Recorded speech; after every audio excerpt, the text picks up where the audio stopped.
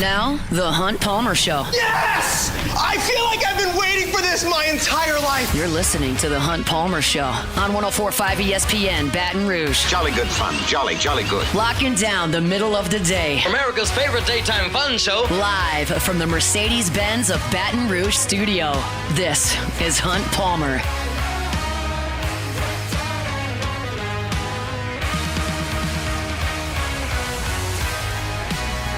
Welcome in. Hunt Palmer coming to you from the Mercedes-Benz of Baton Rouge studio downtown in the capital city on this Monday. Hope your work week's off to a good start. We're brought to you by Gulf Coast Office Products. Jacob Beck and Cassie Spazzali back there on the ones and twos. Fired up. You're hanging out with us here on 104.5 ESPN Baton Rouge.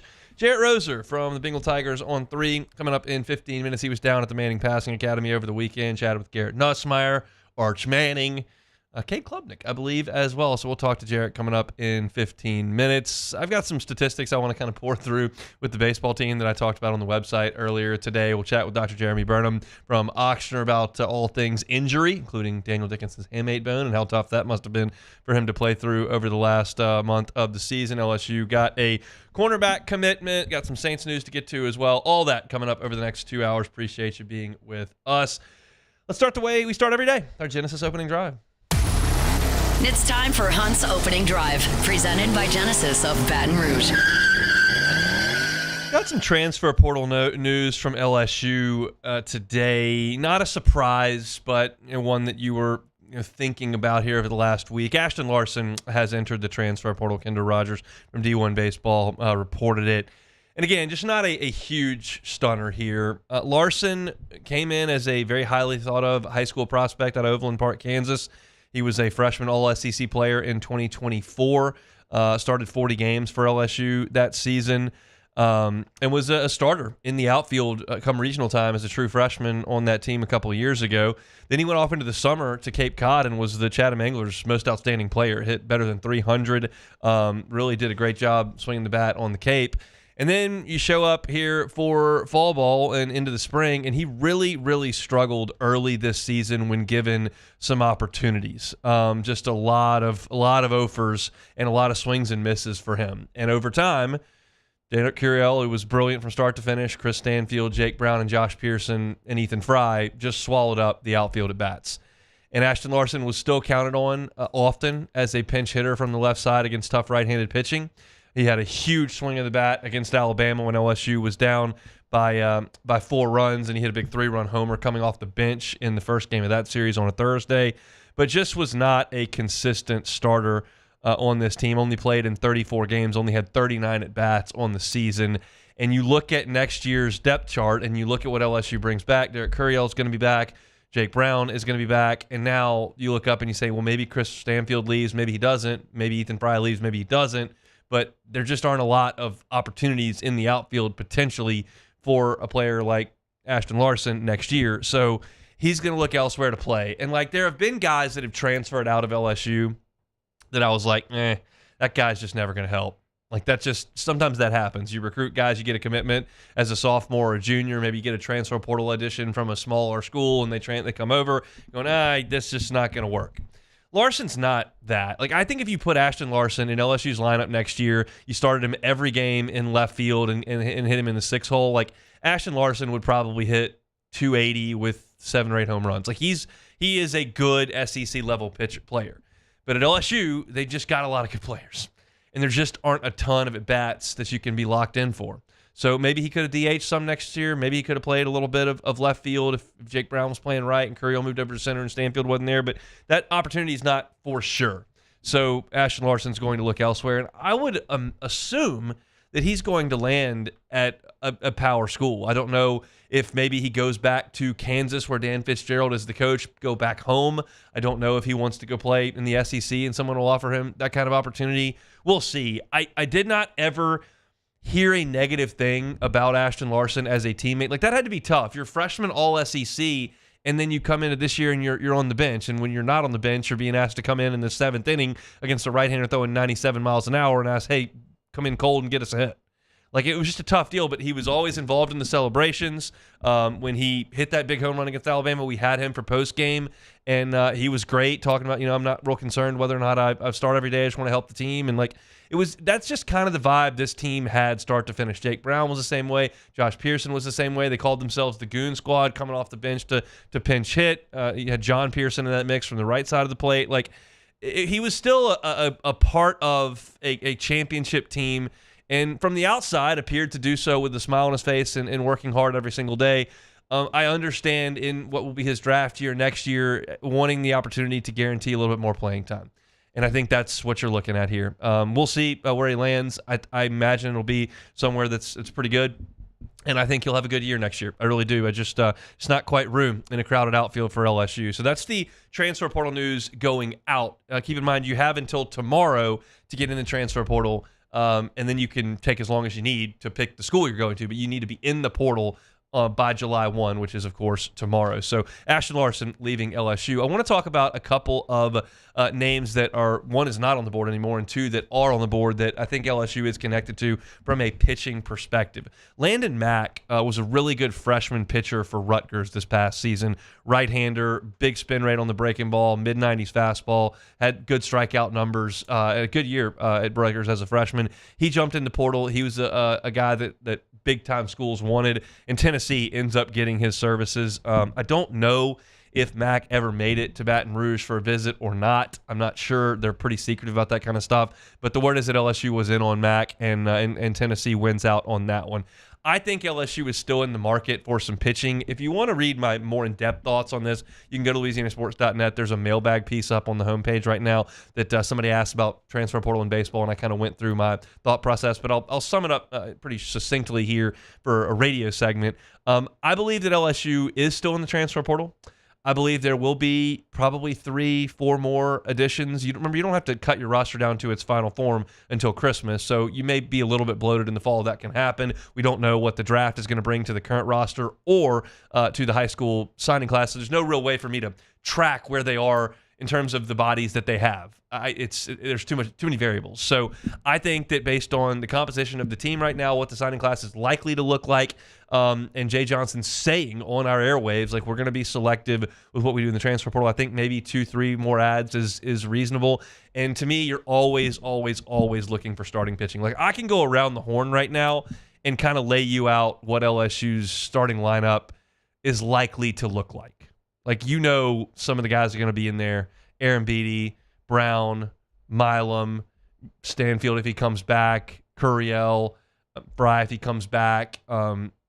There are some obvious guys that are going to be in the lineup. And from a pitching perspective, you do have a good foundation, but it's not necessarily proven from a starting capacity. The only starters that you have from SEC play coming back is Case and Evans. He made 3 SEC starts. Now, you might get Cowan back, and you obviously feel good about William Schmidt and Cooper Williams and Maverick Rizzi, and you feel like Jaden Newt can help you. And you've got a nice foundation there, and then the signing class has got a lot of guys in it as well. But I think they're probably still in the market for some pitching. They brought 2 left-handers in already, and there are 2 right-handers that I think are interesting for LSU from different ends of the country. Nate Taylor just finished his freshman year at Georgia.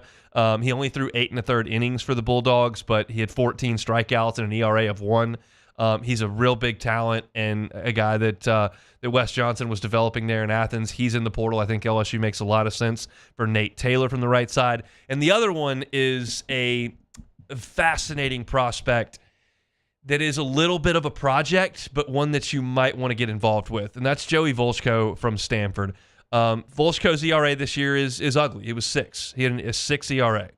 But you're talking about a guy that has a 98-mile-an-hour fastball, just an electric arm from the right side that is considered, entering next year, a potential first-round draft choice. Now, he's got to pitch better than he has in his first 2 years at Stanford, but he is in the transfer portal, and LSU has obviously had success taking guys from out west into Baton Rouge and getting the best out of them. Skeens is the obvious answer, but Anthony Ianson was pretty damn good. Gage Jump was named to the Futures team for the American League today, along with Tommy White. So that's a guy that they got from the West Coast. Thatcher Hurd comes from the West Coast as well. And so Joey Volchko may be looking to get out of Stanford into the Southeast. And if he is, I think LSU would be involved there. Jay Johnson's done a really good job of recruiting players from California. And Volchko, I think there's more in that tank. And if you can go from the resources you have at Stanford, which are incredible academically, but as far as baseball goes, you're talking about a big step up coming to the Southeast. Ask Braden Montgomery, who went from Stanford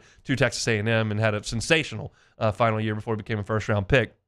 I think Volchko makes some sense for LSU. So I'm not sure what the timeline is on these decisions. Guys don't have to make calls right now where they're going to go, but you're starting to see some of them. LSU has made 4 additions in the transfer portal. I think Nate Taylor and Joey Volchko make some sense for LSU, and we'll see if the Tigers can get involved in those two and maybe get one to the finish line here.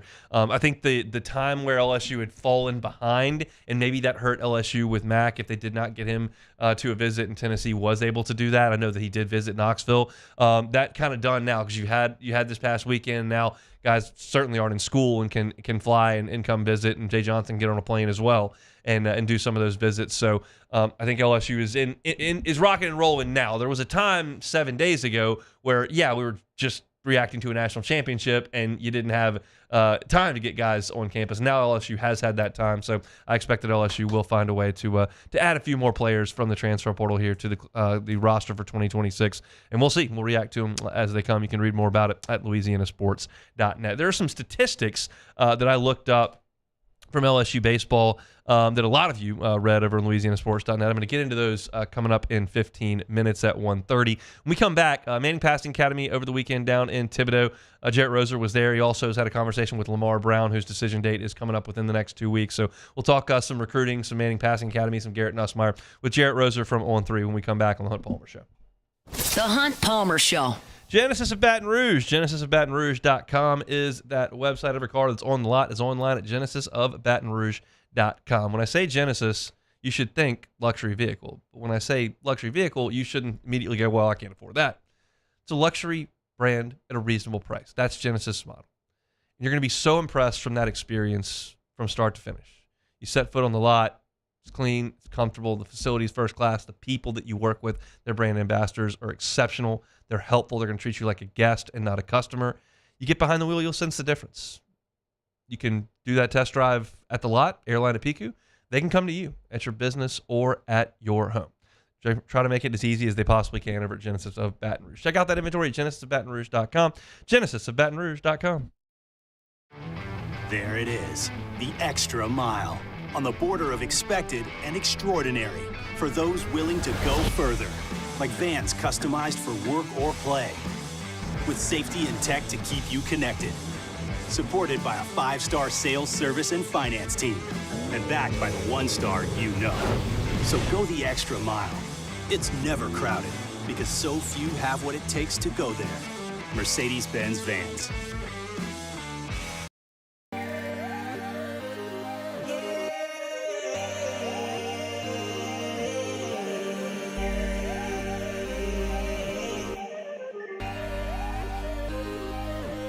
You gotta believe in a dream. Believe. You gotta believe in a dream. Believe. You gotta believe. My whole team on wild. When you can't rely on technology, you can rely on Mountain Cold Refreshment. Dave's back on. Coors Light. Choose chill.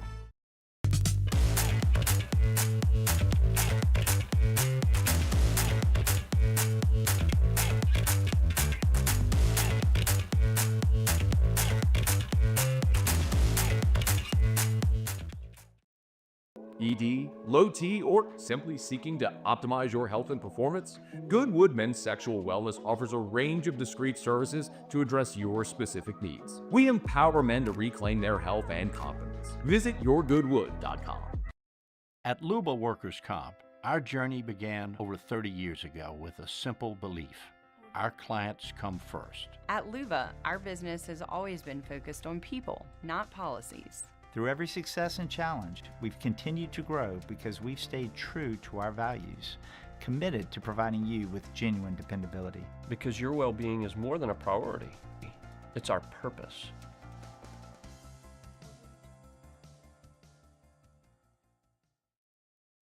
Breck teamed up to reimagine your parks, and you imagined big. With your help, we went to work, creating 12 beautiful community parks across the parish. A family-sized water park, miles and miles of trails, and parks just for your dogs. There are more places to splash, to explore, to run wild, and even soar. You imagined, we delivered. Gold. Breck, your #1 park system in the nation.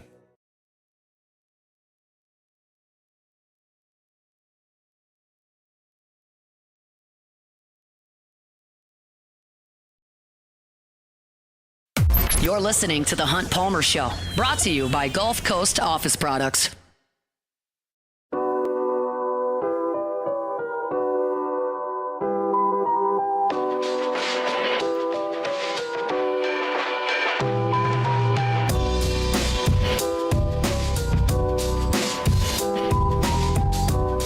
Monday shows brought to you by Gulf Coast Office Products. All your printing, scanning, copying needs, Gulf Coast Office Products. Check them out online, gcopnet.com. That's gcopnet.com. All your printing, scanning, copying needs, it's Gulf Coast Office Products.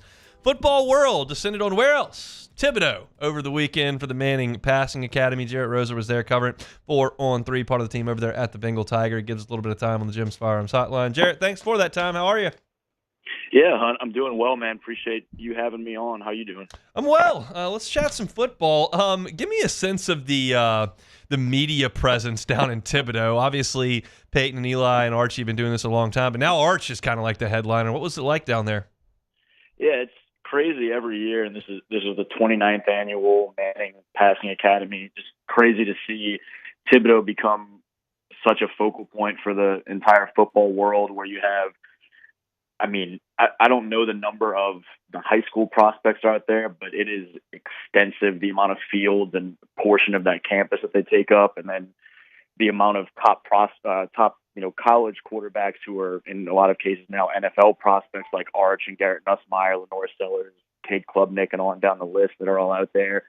And then obviously Peyton, Archie, Eli, Cooper, all there, and media from everywhere, particularly now that Arch has ascended the way he has. You have a heavy Texas media presence, and there's folks that come in to want to have the summer opportunity. You know, if they're covering Clemson, it's an opportunity to go see Cade Klubnik be available for media in the middle of the summer, and on down the list through some other big programs. And so it is packed for sure, and kind of from every angle. Let's talk about Garrett Nussmeier. I know that you were part of the media assembly there that got a chance to chat with him. It doesn't sound like LSU's running from many expectations entering this football season. Is that fair to say? Yeah, I mean, Garrett talked about this being the most talented roster potentially that he's been a part of, but they're kind of trying to strike a little bit of a balance because they haven't shied away from talking about big expectations in recent years either, where, I mean, they've told us in the preseasons that they want to go compete for national championships. But Garrett, as he explained the talent level and the potential that he thinks the roster has, he also said that they've tried to kind of pump the brakes heading into the season on talking about that big picture quite as much, because obviously they've come out of the gates and lost 5 straight openers. And so they're trying to be a little bit more focused on, let's be 1-0, let's win this week, and know that there are big goals, big things they hope to accomplish, over the course of the season, but they want to kind of take it, bite-sized steps now to get there. Yeah, that's certainly a change in mentality, I guess. Is there anything specific that they're doing or talking about as far as getting off to a better start? I believe Nuss, as I was walking his direction, mentioned something about things being posted around the facility, but I only kind of caught part of that. But essentially just keeping in the players' minds that, as high of expectations as there are for the LSU football program, that they've stumbled out of the gates these recent years. And so to make sure to go about some things a little bit differently and, focus on the task at hand. But I only caught kind of the tail end of one of his answers about that. I'm curious. I know that he's the Louisiana State University quarterback, and you're in the state of Louisiana for this, but did he feel like a big celebrity at this event? I think so. I think Nuss handles a lot of that really well too. He's just wired in a way that it doesn't overwhelm him, and it's part of why he's so successful on the field and being the face of a program is that he's as much attention as he has on him at any time. He seems really comfortable in his own skin with it. You see the way that he handles some of the big media scrums after games and all those things, and just kind of focus on saying what he has to say and getting his answer across. He and Arch, in particular, as great of quarterbacks as there were on hand among the college guys that were helping as counselors, they were the headliners of that group, and it was interesting to watch just the crowds immediately as the Peyton, Eli, Archie portion kind of wound down, rushing and seeing who was gathering around Nuss, who was gathering around Arch, who were, they were just a couple stations down from one another. They both drew big crowds, kept big crowds throughout. But Nuss had a kind of funny story about those two going to a Walmart to pick up some stuff for the camp, and Arch getting recognized by a young kid and Nuss not getting recognized, and how it was sort of a weird and funny moment, and he felt like the first time that anything like that has happened to him in Louisiana, where someone else kind of overshadowed him, because usually all those kids are gathering around Nuss, and he kind of got overshadowed in at least that moment for that kid by Arch. It's going to be wild to see how Arch meets this celebrity when he actually gets his chance to play on the field. Another quarterback he got a chance to see down there was Cade Klubnik, who LSU will see on Labor Day weekend. Clemson's a playoff team last year. Did you hear kind of the same things from Klubnik that you did from Nussmeier about expectations there at Clemson? Yeah, that was one of the stories I wrote Friday when I got back home that afternoon. I had a chance to talk to both of those guys about the dynamic of there's this huge opener. Some people look at it as the most high-profile non-conference game on the slate this schedule this fall, right out the gate. But at the same time, with all of these expectations of a top 10 matchup, potentially top 5 matchup, however it shakes out in the fall, both of those teams are trying to right some wrongs of recent openers, because Clemson's dropped its last two. And so, similar to what I was saying about Nuss's mentality and the Tigers at LSU's mentality, it sounds like there's a similar approach from Clemson, talking to Cade. And Cade also pointed to the amount of veterans that they bring back from last year's team, that he thinks that's going to be a big difference for those guys going into the season, to be able to kind of go in hitting the ground running a little bit better than maybe they have in some recent years, just because he feels like this is some of the best leadership group returning that they've had since he's been there. A lot of NFL talent on the field that Saturday night in Clemson, South Carolina. It's going to be nuts. I wanted to shift gears a little bit here while we still have you. Jarrett Roser's our guest, joins us. He's part of the team over there at the Bengal Tiger, the On3 network. Covers recruiting pretty extensively, and Lamar Brown is somebody that's getting a lot of headlines at this point based on his visit schedules, his upcoming decision date. So you've got a story up on the site about Lamar Brown. What can kind of tell us about the next 2 weeks of his life here?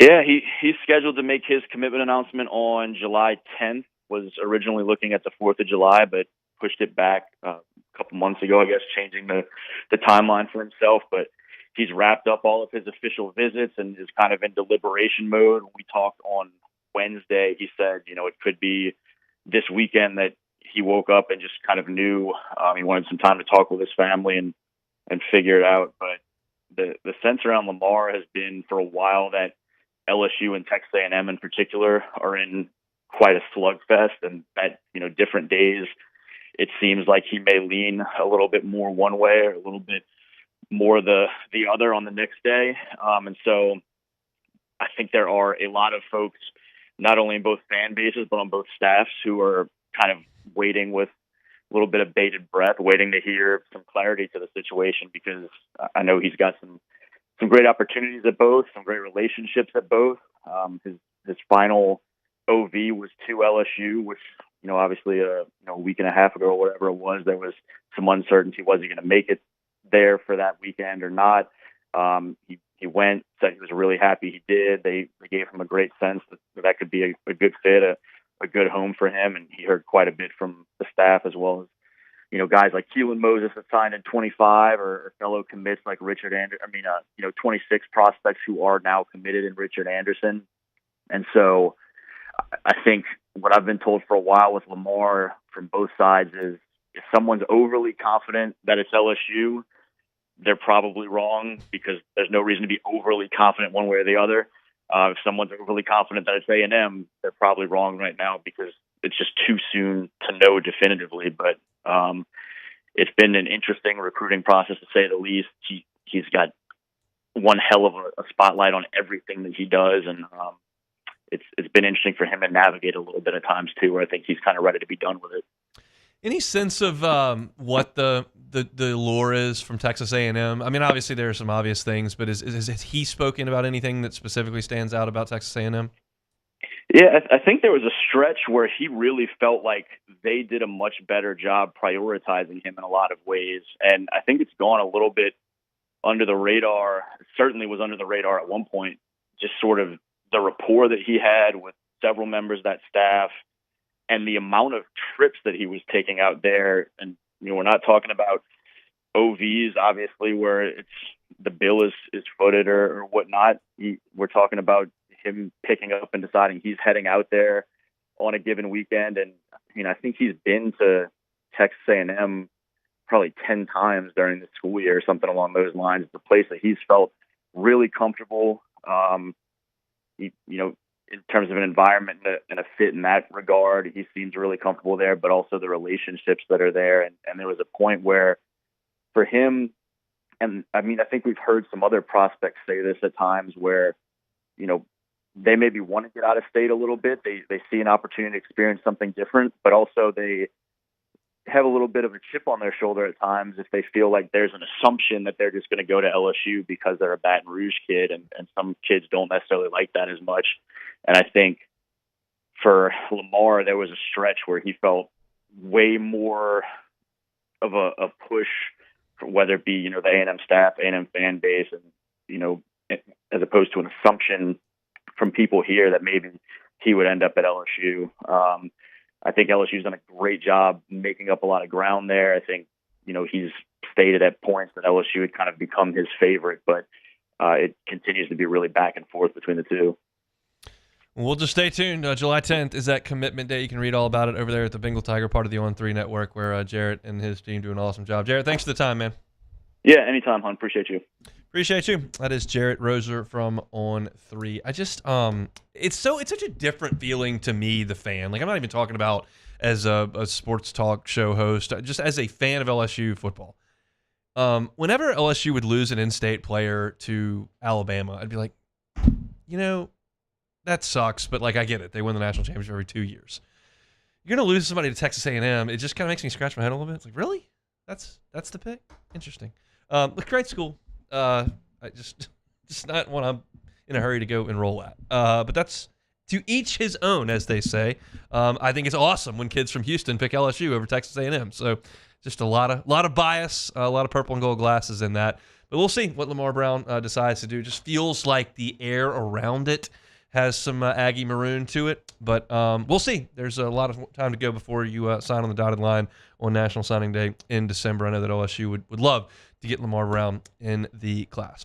All right, Monday show is brought to you by Gulf Coast Office Products. When we come back, let's go through some interesting statistics. I went over the entirety of LSU's stat pages from the 2025 National Championship team, and some of these things that I found were a little bit surprising. So we'll talk about it coming up next. The Hunt Palmer Show. These ice cubes could have been a thankless bed for an all-you-can-eat salad bar. But instead, they cradle and cool the crisp, refreshing Dos Equis. Nicely done, ice cubes. At Bayou Automotive, we believe in a sales process that puts you first. We want you to experience an easy purchase with clear pricing and great service. Let Bayou Ford and Bayou Chrysler Dodge Jeep Ram be your trusted partners in finding your perfect vehicle. The crew at Bayou Automotive is going to do right by you.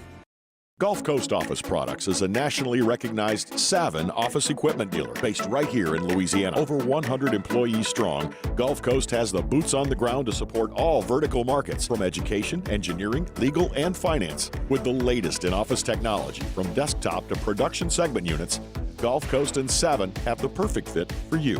Call 225-756-2644. That's 756-2644 for Gulf Coast Office Products. The Windsor Senior Living Community in Mandeville, Louisiana is a beautiful, vibrant apartment community geared toward seniors. They are nestled right in the heart of Mandeville, where seniors live a more carefree lifestyle in spacious apartments with the peace of mind that comes from having a little extra help. Call the Windsor at 985-624-8040 to schedule a lunch and tour. Come see how the Windsor can be your passport to peace of mind. At Bayou Automotive, we believe in a sales process that puts you first. We want you to experience an easy purchase with clear pricing and great service. Let Bayou Ford and Bayou Chrysler Dodge Jeep Ram be your trusted partners in finding your perfect vehicle. The crew at Bayou Automotive is going to do right by you. Men, age is just a number. Don't let it dictate how you feel. Goodwood Men's Sexual Wellness has anti-aging services that can help you look and feel your best. Visit yourgoodwood.com and discover a renewed sense of vitality. At Sunshine, we know what you see when you look at your land. Where others may see dirt, you see the foundation you've built your life on. This, it's hallowed ground. It's past, present, and future. We're proud to provide quality John Deere equipment to help you maintain the land you love. Check out our current promotions and learn more about what it means to be powered by sunshine at sunequip.com. At Luba Workers' Comp, our journey began over 30 years ago with a simple belief: our clients come first. At Luba, our business has always been focused on people, not policies. Through every success and challenge, we've continued to grow because we've stayed true to our values, committed to providing you with genuine dependability. Because your well-being is more than a priority. It's our purpose.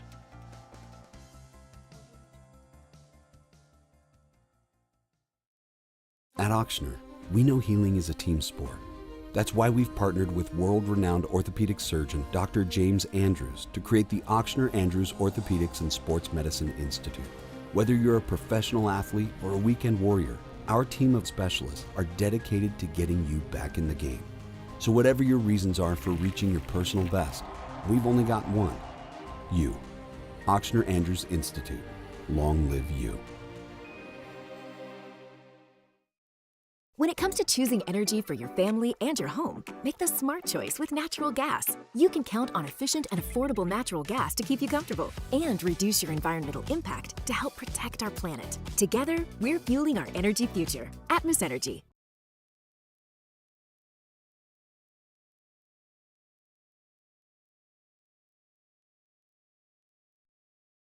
This is the Hunt Palmer Show, brought to you by Gulf Coast Office Products.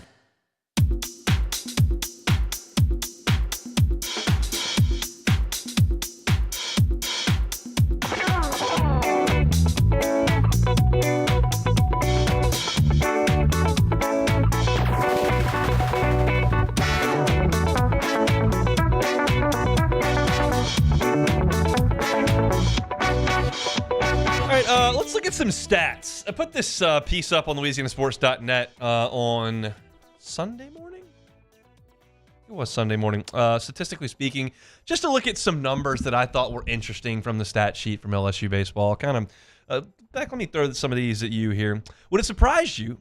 Well, let me just toss this to you. All right. I don't know if you read this story at LouisianaSports.net. I did not read it. Probably did not. Okay, great. I do, but okay, I do read some of them. All right. Okay, Don't it was on the weekend. All right.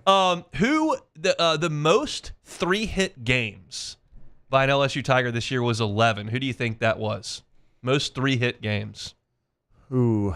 Well, I'm going to assume it's not a super obvious choice, but man, I tell you what, Chris Stanfield led the team in batting average in the SEC. I'll go with Chris Stanfield. It's not Chris Stanfield. It's Jarrett Jones had the most 3-hit games. Jarrett Jones also led the team in hits.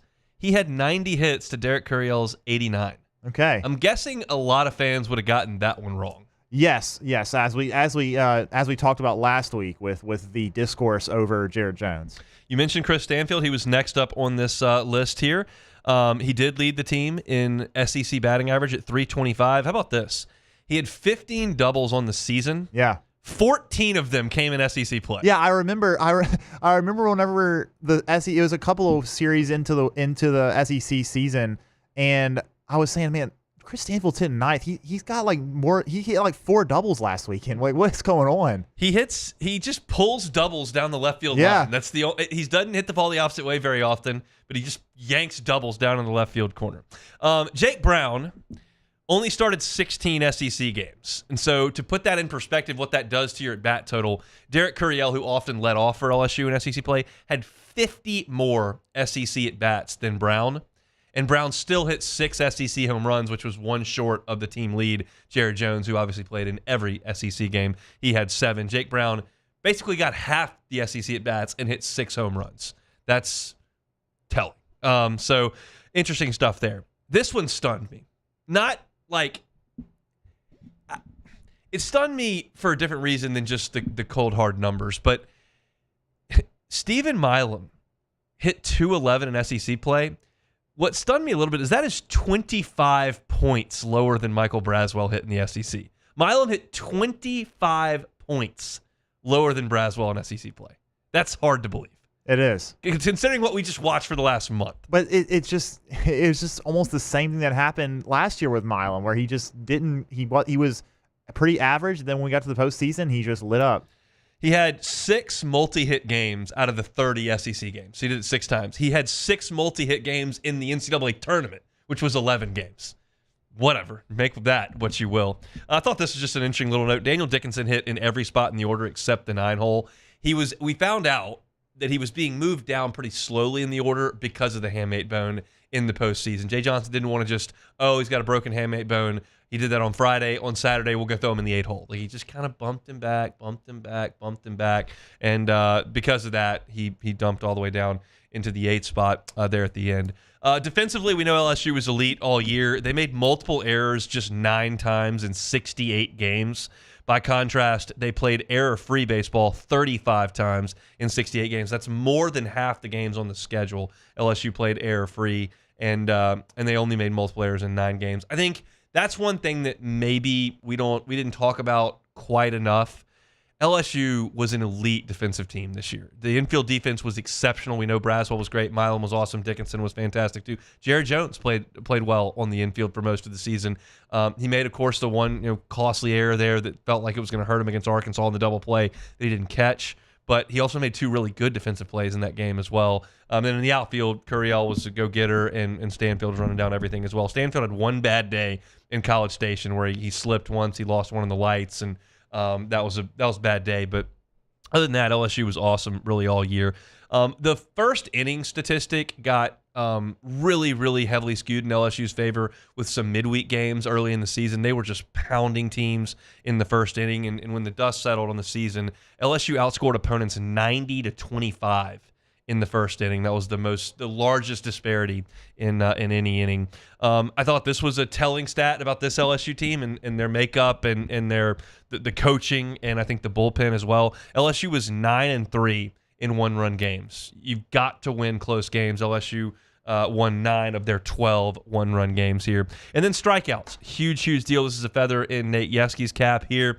LSU pitching recorded at least 10 strikeouts in 48 of 68 games. In 20 of the 30 league games, so 2/3 of their league games, they had 10 strikeouts of the opposition. That's the second consecutive year LSU has led the country in strikeouts. And I find it amazing that LSU was able to lead the country in strikeouts last year, being eliminated in the regional. Because you didn't play a super, you didn't play in Omaha, so you were potentially losing like 5, 6, 7 games there. And LSU still led the country in strikeouts, which is incredible that they've done that for 2 years in a row. How about this, Beck? Jacob Myers threw 15 innings this year. How many hits do you think he gave up? 5. 4. He gave up 4 hits on the season. But how many people did he walk? He had some walks, all right? We're not talking about the walks here. We're talking about hits. And this is why Jay Johnson continues to suggest that Jacob Myers is going to pitch in the big leagues, and I think there's a chance of that. He's a reliever. He's not going to be able to start, and he's got to throw the fastball for more strikes. But his stuff is just very difficult to deal with. And for him to have pitched 15 innings and gave up 4 hits on the year is nuts. And unfortunately, like, one of those hits was the Justin Thomas 2-run single in the 10th inning against Arkansas that looked like it was going to give the Hogs the win. They brought him in, and Thomas gets the hit. He did strike out the next 2 guys, leaving an insurance run on third base that ultimately allowed LSU to come back in the bottom half and win it on Jarrett Jones' little single that just tipped off the glove of Cam Koshel, the second baseman. But Jacob Myers, 4 hits allowed in 15 innings of work. When I look at Cooper Williams and Kason Evans' stats, they are better than I remembered. Like, we know Kason Evans had a great year, but like 52 and 2/3 innings, and he only allowed 44 hits. His ERA was hovering around 2 all year. That's incredible stuff from him. Cooper Williams, for the season, his ERA was 1.8. He allowed 4 earned runs in 20 innings. When I watch Cooper Williams, I don't see the elite stuff. And the point is, if you see a left-hander who's a true freshman that has elite stuff, like, they probably don't make it to campus, right?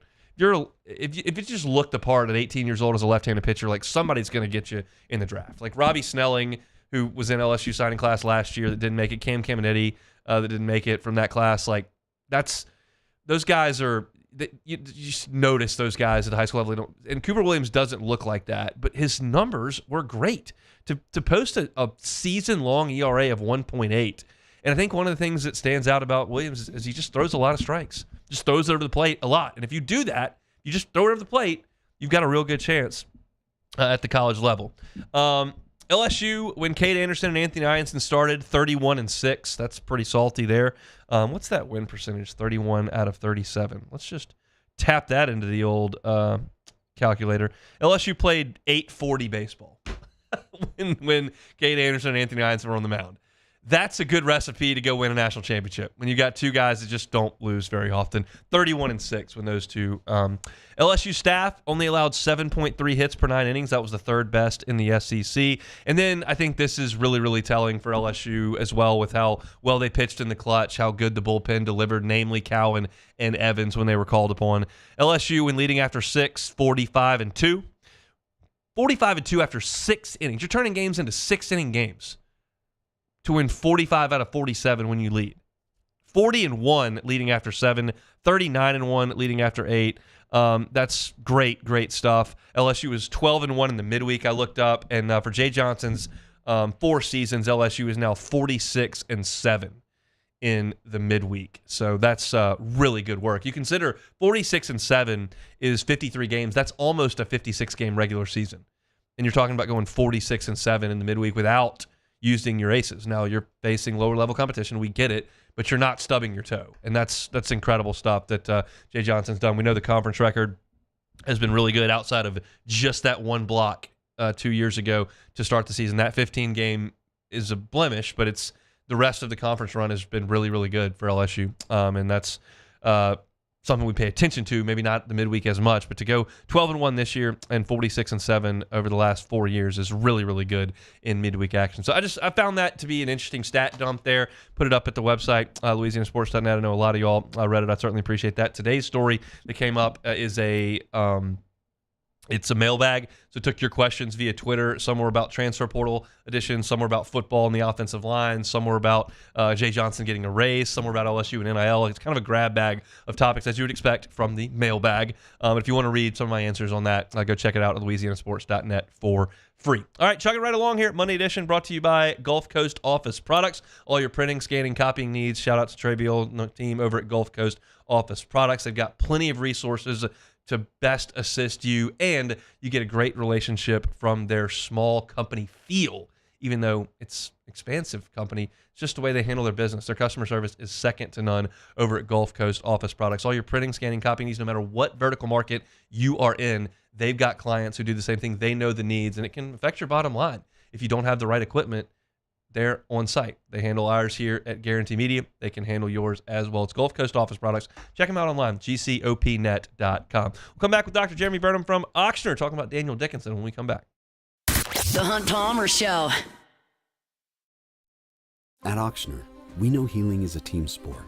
That's why we've partnered with world-renowned orthopedic surgeon Dr. James Andrews to create the Ochsner Andrews Orthopedics and Sports Medicine Institute. Whether you're a professional athlete or a weekend warrior, our team of specialists are dedicated to getting you back in the game. So whatever your reasons are for reaching your personal best, we've only got one: you. Ochsner Andrews Institute. Long live you. At Bayou Automotive, we believe in a sales process that puts you first. We want you to experience an easy purchase with clear pricing and great service. Let Bayou Ford and Bayou Chrysler Dodge Jeep Ram be your trusted partners in finding your perfect vehicle. The crew at Bayou Automotive is going to do right by you. Flight by Yingling is raising the bar by crafting the next generation of light beer. With only 2.6 carbs and 95 calories, this is premium refreshment 6 generations in the making. Flight by Yingling. Raise the bar. When it comes to industrial construction, River Parish Contractors can do it all. Mechanical, structural, custom fabrication, specialized welding, and turnaround services. Strategically located in between Baton Rouge and New Orleans, we have the local team with the experience and commitment to safety to manage the most complex industrial projects. Period. Here's the deal. Partnering with us means your project is delivered on time, on budget, and most important, safely. River Parish Contractors. Let's get building.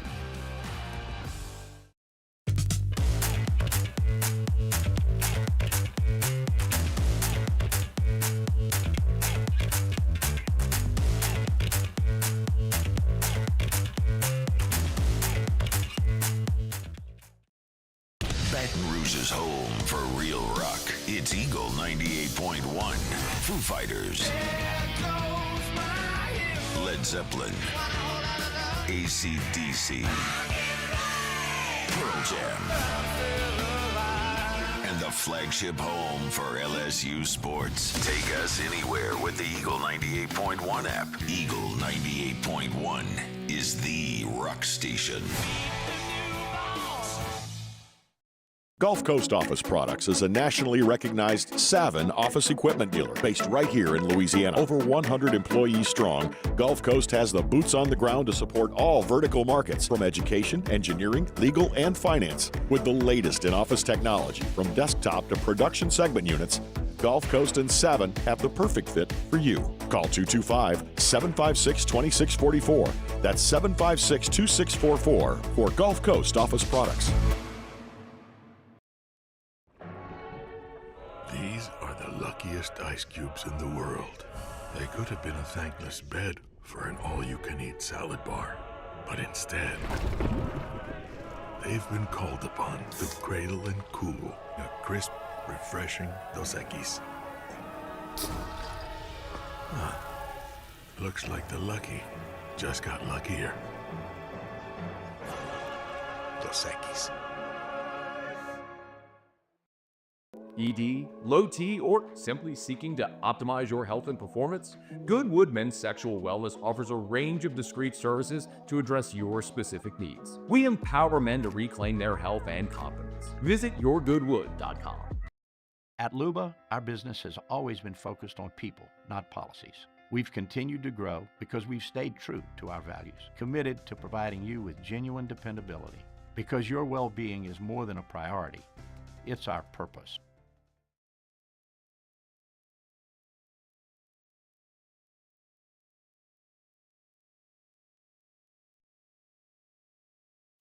You're listening to The Hunt Palmer Show, brought to you by Gulf Coast Office Products.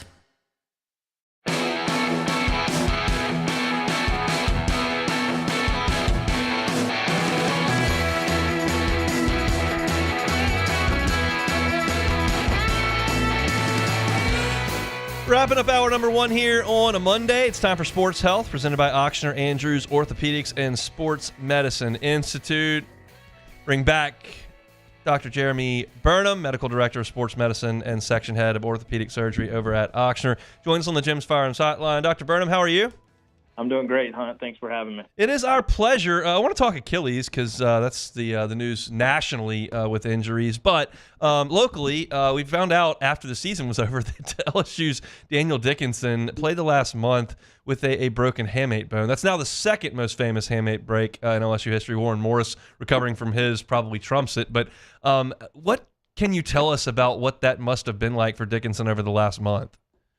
Well, gosh, I think when I found out about that, just like everyone else, is super impressed with his toughness and, watching that game, had no idea. And the fact that, throughout all of those weeks, he's been able to get out there and compete and, just be a great Tiger is impressive. And I think that makes the story behind this national championship run even more special, when you had somebody playing through a fracture like that.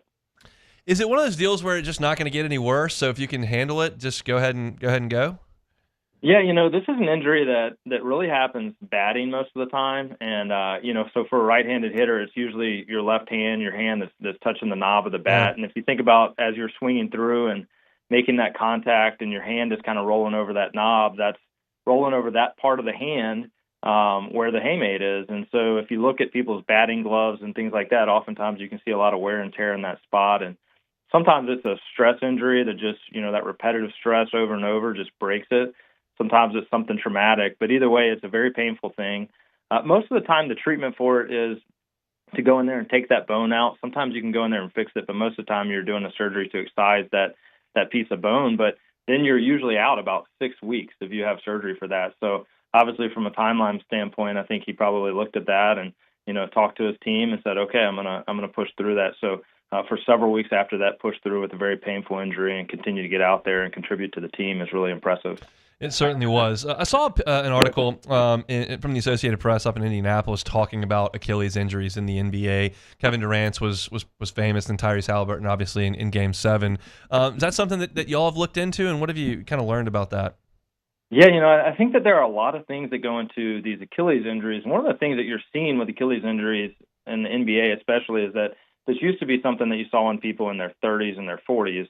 And now, like with Halliburton, you're seeing this in their 20s. He's 25, I think, when he tore this. And so there does seem to be a little bit of an epidemic of these types of injuries happening earlier.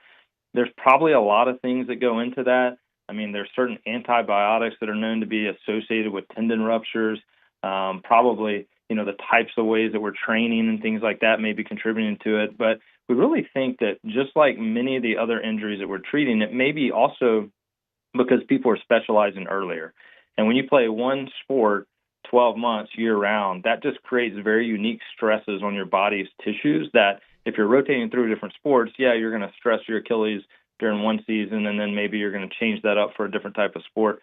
So I think we're seeing people specialize earlier and earlier, and they're putting that repetitive stress across one single joint over and over, and that may be one of the things that is contributing to some of these injuries. Got about 2 minutes to go here, Dr. Burnham, but I always want to give you an opportunity to talk about what's going on over at Elite. I know a lot of travel baseball, some injuries, kids just out playing a lot that are getting hurt because they're out of school. What's going on over at Elite? Yeah, absolutely. So, I think that when we talk about the Achilles, I think the elbow is very analogous to that in a throwing athlete. So repetitive stress across the elbow earlier and earlier in people's career. In their sports career, we're seeing people specialize. And so obviously this is time of the year that unfortunately we're seeing a lot of elbow injuries. And there are a lot of things that go into it, but we think that specializing early is maybe one of the issues. And so I encourage everybody to keep cross-training. As a thrower, if you feel any medial elbow pain, you should not throw through that. A lot of sports, you need to play through certain types of pain and discomfort, but medial elbow pain in a thrower is not one of those. You always want to get that checked out. We have an orthopedic walk-in clinic at Elite. We're at 5444 Burbank, on the corner of Burbank and Lee.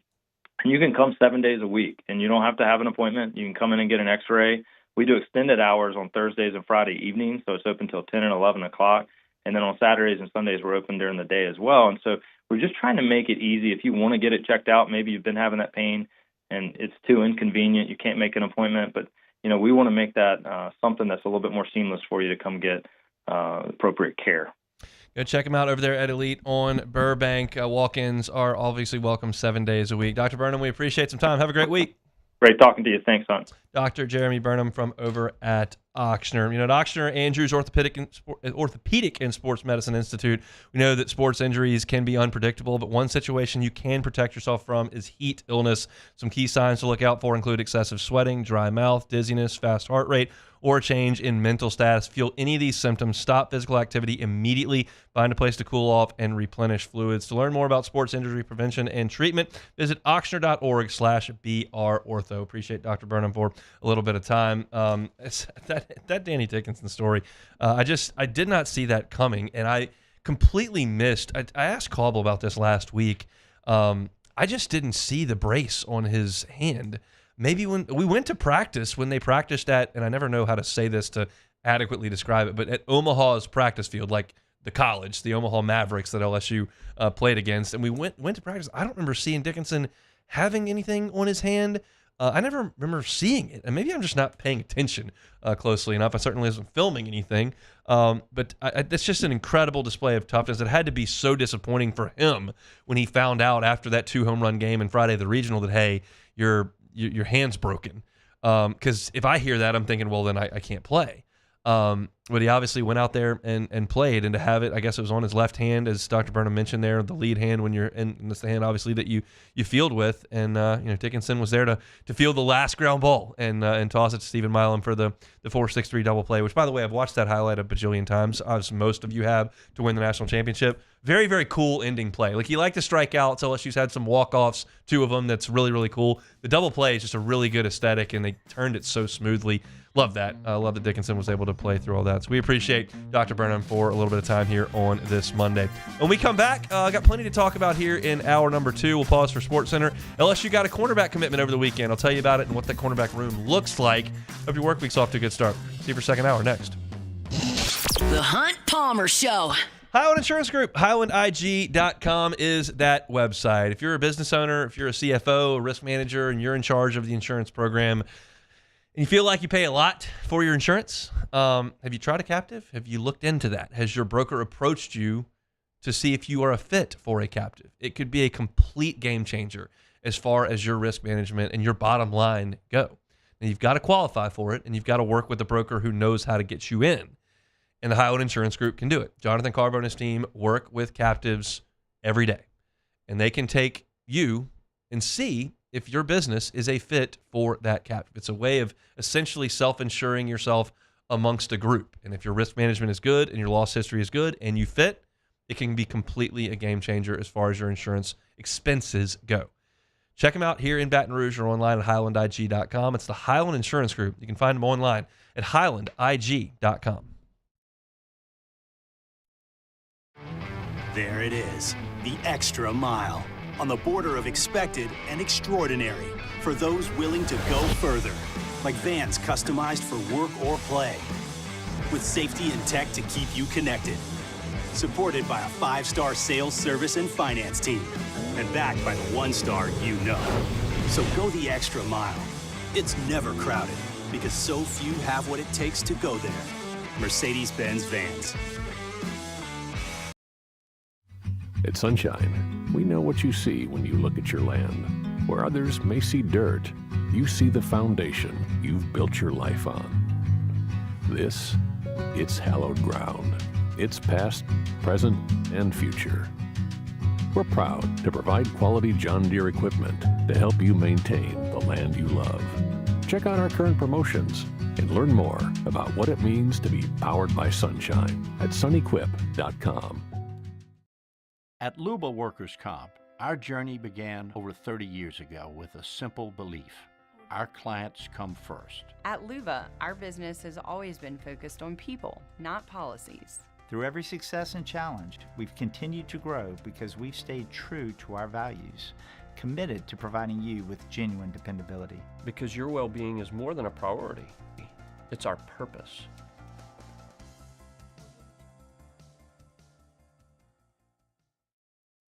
It's not just a game. It's a religion. You've got your team colors, team swag, and now your very own website. LouisianaSports.net. Everything LSU, Saints, and Pelicans. Sports on demand. In-depth coverage by sports writing pros with continuously updated news. And with the LouisianaSports.net newsletter, you get pinged directly with top trending stories. Best of all, now and always. No paywall. It's free. LouisianaSports.net. Powered by 104.5 ESPN Baton Rouge. Your home for Louisiana sports. At Bayou Automotive, we believe in a sales process that puts you first. We want you to experience an easy purchase with clear pricing and great service. Let Bayou Ford and Bayou Chrysler Dodge Jeep Ram be your trusted partners in finding your perfect vehicle. The crew at Bayou Automotive is going to do right by you. Breck teamed up to reimagine your parks, and you imagined big. With your help, we went to work, creating 12 beautiful community parks across the parish. A family-sized water park, miles and miles of trails, and parks just for your dogs. There are more places to splash, to explore, to run wild, and even soar. You imagined, we delivered. Gold. Breck, your #1 park system in the nation. Men, age is just a number. Don't let it dictate how you feel. Goodwood Men's Sexual Wellness has anti-aging services that can help you look and feel your best. Visit yourgoodwood.com and discover a renewed sense of vitality. At Ochsner, we know healing is a team sport. That's why we've partnered with world-renowned orthopedic surgeon Dr. James Andrews to create the... This is SportsCenter. I'm Nick DeLuca. NFL blockbuster. Steelers and Dolphins swapping stars. Pittsburgh acquiring 3-time All-Pro corner Jalen Ramsey and Pro Bowl tight end Jonnu Smith for 3-time All-Pro safety Minkah Fitzpatrick.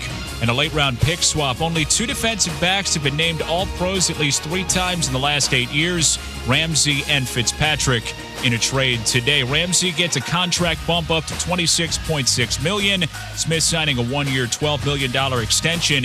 Steelers getting those deals done, still uncertain with star pass rusher T.J. Watt. ESPN's Adam Schefter surprised they haven't gotten a deal done. They just gave Jonnu Smith more money. They just gave Jalen Ramsey more money. They haven't given T.J. Watt more money. And you just wonder how that's going to play out here in the coming, again, he's such a part of the team, you cannot imagine him not being there. Yes. But you would think that this situation would be settled by now, and it's not. Schefter on the Pat McAfee Show. In college football, Texas State officially joining the Pac-12, becoming the league's 9th member ahead of its relaunch in 2026. Your summer drink is here. Twisted Tea is a smooth, refreshing, hard iced tea with 5% alcohol, making it the perfect drink to take any day this summer to the next level. Twisted Tea Brewing Company, Cincinnati, Ohio. Please drink responsibly.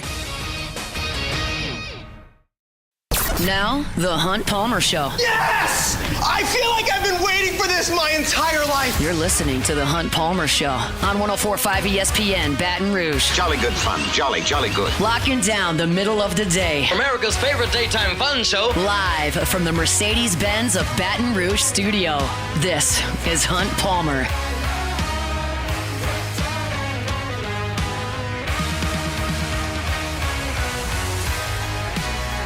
Hour 2, Monday edition of the Hunt Palmer Show. Hope your work week's off to a good start. May not be a work week for some. This seems like a pretty significant vacation week here with the 4th of July coming up. Got a few folks that are out here. Got Matt still out. Musso's still not here as well. Cassie's sister Jessie left one vacation, went on another vacation. Cade's out. Never seen someone leave vacation to go on vacation. Yeah, that's kind of crazy. Really impressive stuff. She hit the group text for the website and said, I can do that. And I said, it's about time she does something. She left a mountain vacation for a beach vacation. How does she get away with this? It was 2 different families. I respect She came it. on our family vacation. Now she has to go on her husband's family vacation. I need a family vacation. Yeah, what's going on, hon? Well, I went in April. It's just July. I mean. But I don't have anything else on the books. Just got nothing. Alyssa's going to Vegas to watch the Backstreet Boys. I just got 2 kids that I got to deal with. That sounds fun.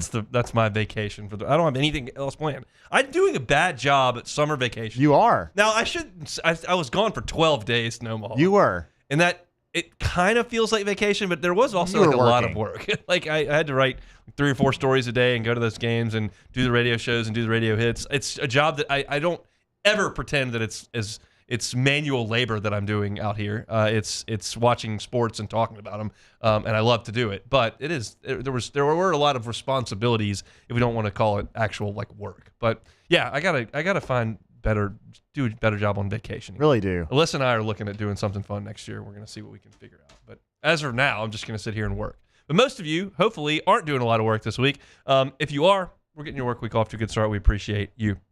All right, LSU football. LSU gets a commitment finally over the weekend. They had all these monster weekends with these huge name visitors and red carpet being rolled out for official visits and all this, and just kind of quiet on the commitment front.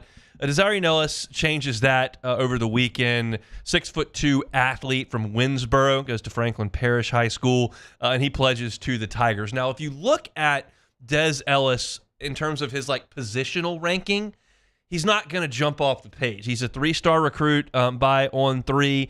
As far as their composite goes, you're looking at a ranking nationally in the composite of like 455. He's the 14th ranked player in the state, but he's listed as an athlete and then on 24/7 listed as a quarterback. And that's what a lot of schools are recruiting him to play. At 6'2", 165 pounds, like he's been a successful quarterback for Franklin Parish. Like schools see the athleticism, they want him to play quarterback. That's not the way he's being viewed over by LSU's office. And it doesn't take very long at all to figure this one out. You're talking about a 6'2", 165-pound athlete that Corey Raymond's looking at and going, that's the way I like my corners. And he's churned through long, rangy, elite athlete corners for better than a decade in Baton Rouge.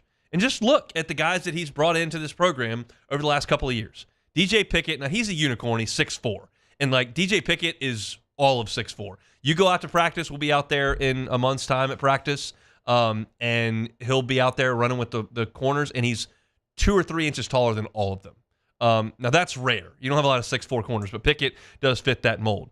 Aiden Anding is the other corner they brought in last year. He's only listed at 5'11", but then you look at the other guys, Jakeem Jackson in the transfer portal, 6'1".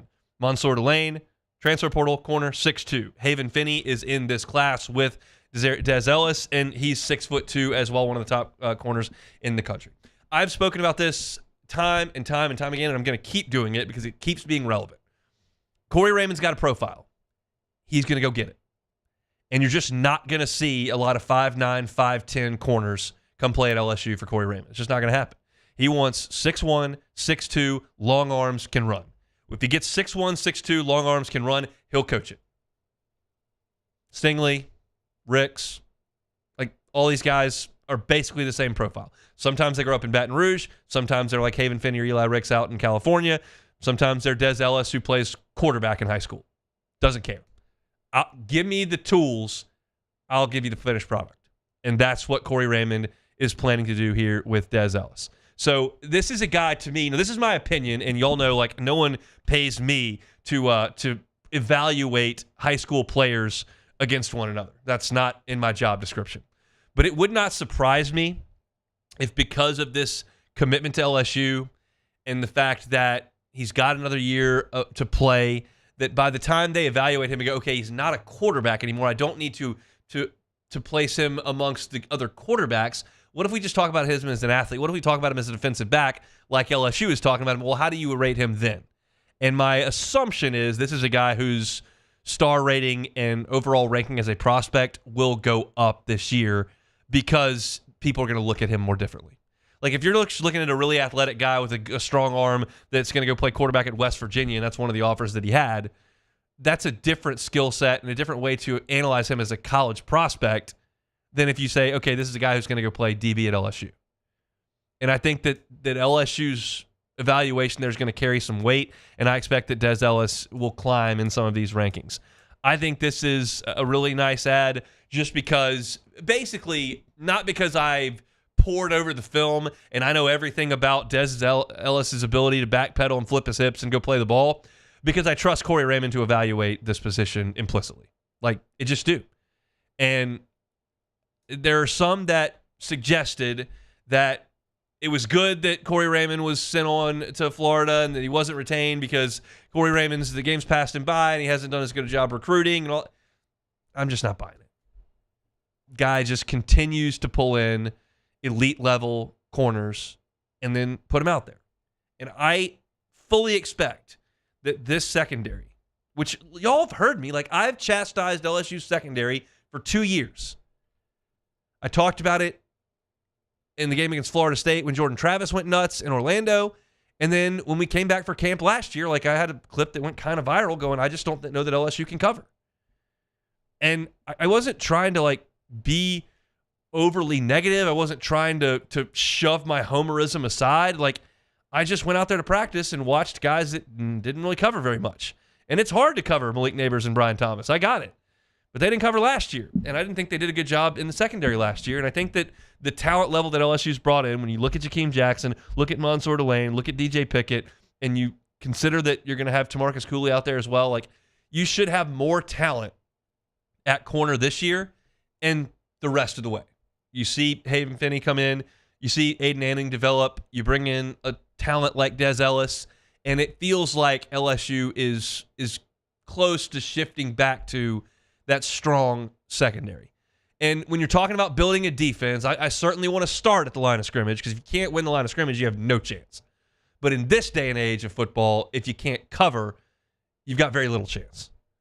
And LSU, to me, has not covered well enough since really probably 2022. That was probably the last time they covered well enough. The Jarrett Bernard Converse teams. Like, since then, they just haven't done a good enough job, and they've got to fix that. And they've got a great position coach who's right now on the payroll to do it, and you're starting to see it. So this one makes a lot of sense. The second I saw cornerback, the first thing I do is go over to the height. Boom, 6'2". So there are bigger names that LSU is going to want to pull, but this is another nice grab from the state of Louisiana. Winsboro, Franklin Parish High, Des Ellis, 6'2", 165 pounds. He becomes, give me the number on that. How many commitments in this class? Now at 11. 11 commitments in this class. I think they would like to get that number up closer to 15 by the time they kick this thing off on Labor Day weekend. So we'll see. Des Ellis, the newest member of LSU's class from Winsboro. All right, that's a look at LSU football for today. If you're looking for LSU football content, I know where to find it. Hunt on LSU. You can search, type that into wherever you find your podcast. You can certainly find it on YouTube daily as well. Hunt on LSU. We're going to get deep into the football weeds here pretty soon. I think we're going to wade through baseball transfer portal a little bit this week, and by the time we come back next week, like it's going to be full on football, I think, and that's really exciting for a lot of people. And I'm ready to dump in. It's easier for me to flip that switch over to football with a national championship in the back pocket. When the last taste of baseball season is a sour one, I feel like I resist football. I think some of you might be the opposite. Like if you have a bad baseball inning, like where can I shift my focus into football? I'm now like baseball did what they needed to do. I can now easier when it's 105 degrees outside and it's the middle of summer, get into football. And so it's time to just about crank that up here, probably next week, full steam ahead with football. I know the guys in the morning are already knee deep into it, which you would expect from two guys who spend a long time in the NFL. That's the beauty of having different shows. You get different content on different shows, especially this time of year. Let's step aside. When we come back, we'll get into some Saints talk next. The Hunt Palmer Show. Genesis of Baton Rouge. GenesisofBatonRouge.com is that website. Every car that's on the lot is online at GenesisofBatonRouge.com. I tell you that every day because it's important. We live in a delivery society, right? You don't even go get groceries anymore. You have them brought to you. And you can shop that way for cars too. Genesis is happy to help you with a remote buy. You go to a website, check out all the options on their inventory. They're all there at GenesisofBatonRouge.com. And if you see something you like, you contact their brand ambassador, say, hey, I'm at home. Don't really feel like getting up and going to airline at PQ. I'd like you to come to me. And the folks at Genesis of Baton Rouge will say, okay, what's your address? See you shortly. They'll come. You can test drive there. If you like what you test drive, you still don't have to go to the dealership. They got e-contracts. They got digital delivery. Just tell us what you want. Here's where you sign. You can be on your way in a brand new Genesis. Every single new purchase comes with a 10-year, 100,000-mile warranty and 3 years of complimentary valet maintenance. It's Genesis of Baton Rouge. I invite you to check out that entire inventory at GenesisofBatonRouge.com.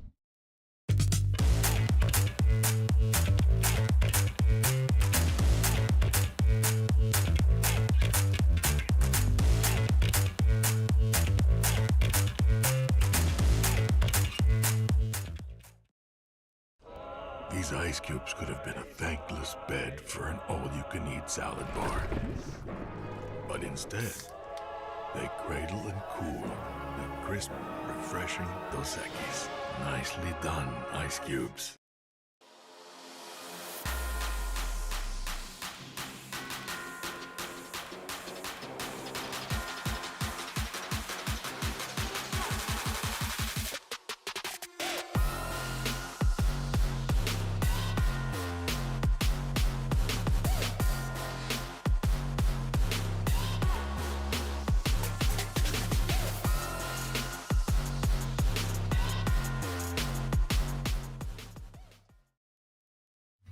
At Sunshine, we know what you see when you look at your land. Where others may see dirt, you see the foundation you've built your life on. This, it's hallowed ground. It's past, present, and future. We're proud to provide quality John Deere equipment to help you maintain the land you love. Check out our current promotions and learn more about what it means to be powered by sunshine at sunequip.com. At Luba Workers' Comp, our journey began over 30 years ago with a simple belief. Our clients come first. At Luba, our business has always been focused on people, not policies. Through every success and challenge, we've continued to grow because we've stayed true to our values, committed to providing you with genuine dependability. Because your well-being is more than a priority. It's our purpose.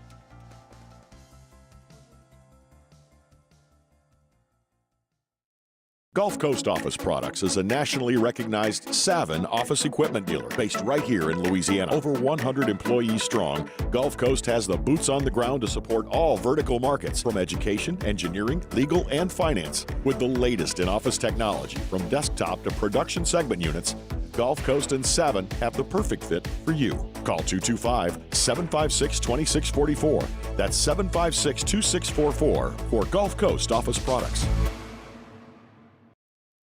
ED, low T, or simply seeking to optimize your health and performance? Goodwood Men's Sexual Wellness offers a range of discreet services to address your specific needs. We empower men to reclaim their health and confidence. Visit yourgoodwood.com.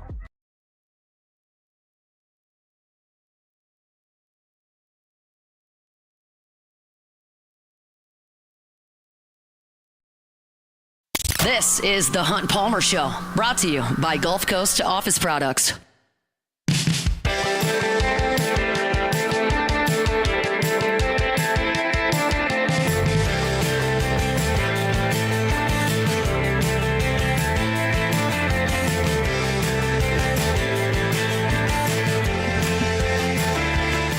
No matter what line of work you are in, Gulf Coast Office Products has clients that do what it is that you do.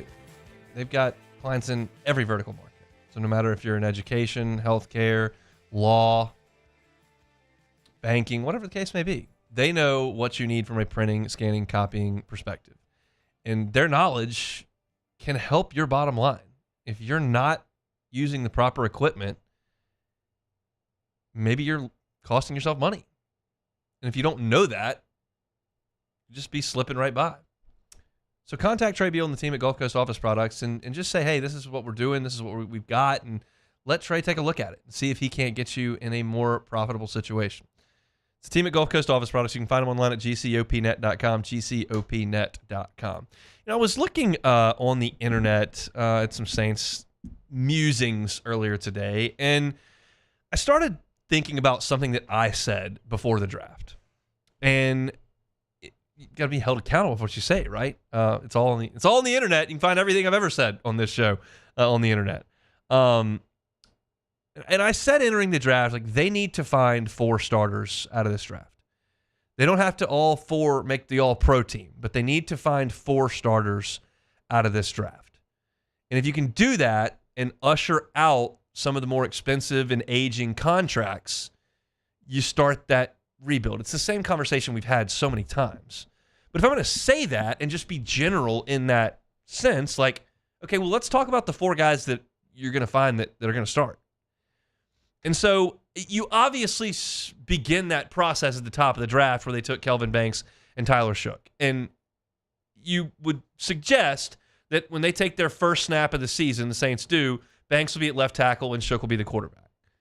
Now, how long Shook handles that job remains to be seen, but those two guys are going to be starters. So I now have to take two more out of the final, and that's 1, 2, 3, 4, 5, 6, 7 picks.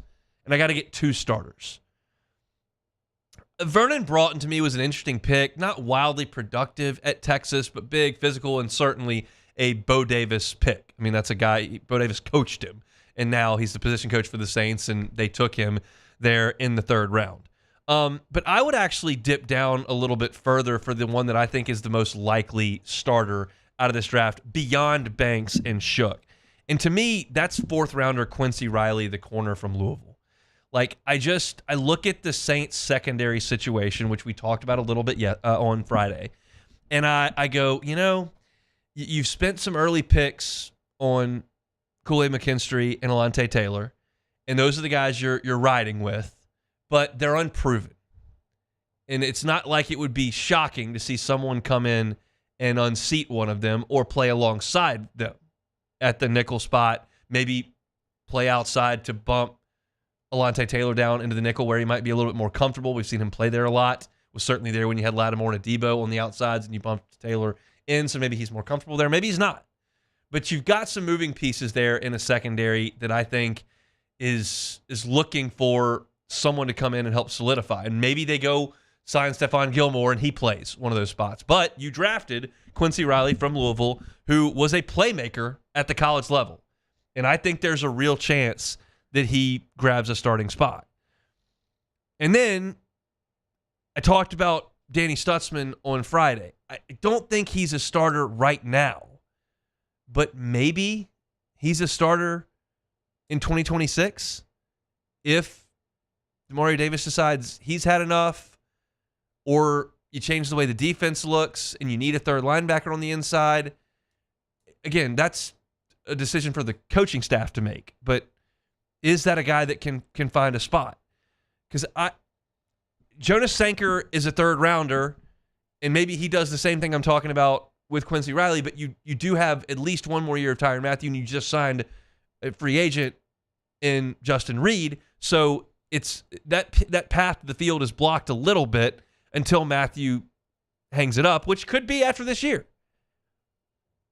And so I think that those are the most likely candidates to be those starters. It's Banks, it's Shook, and then it's Quincy Riley, Jonas Sanker at safety, and Danny Stutzman at linebacker. I think it's, to me, Broughton's on the outside looking in.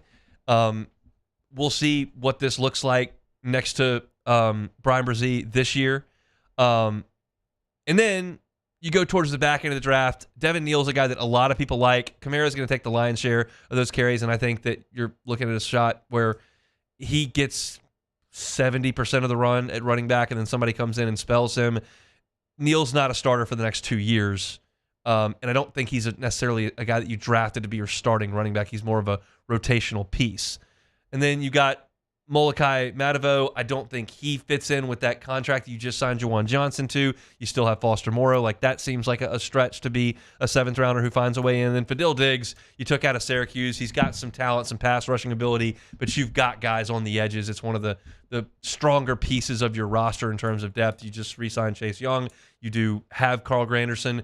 Cam Jordan's got at least one more year to play. So those seem unlikely to me. It's more likely the guys at the top of the draft, and I think the guys in the secondary that have got to break through and find their way into the starting lineup to help get you younger and cheaper. And if you can move on from Tyrann Mathieu's contract and you can be significantly cheaper at corner than you were when Marshawn Lattimore was manning that spot for the last few years after his second contract, you're just making dents trying to get this. You can't bite all this at one time.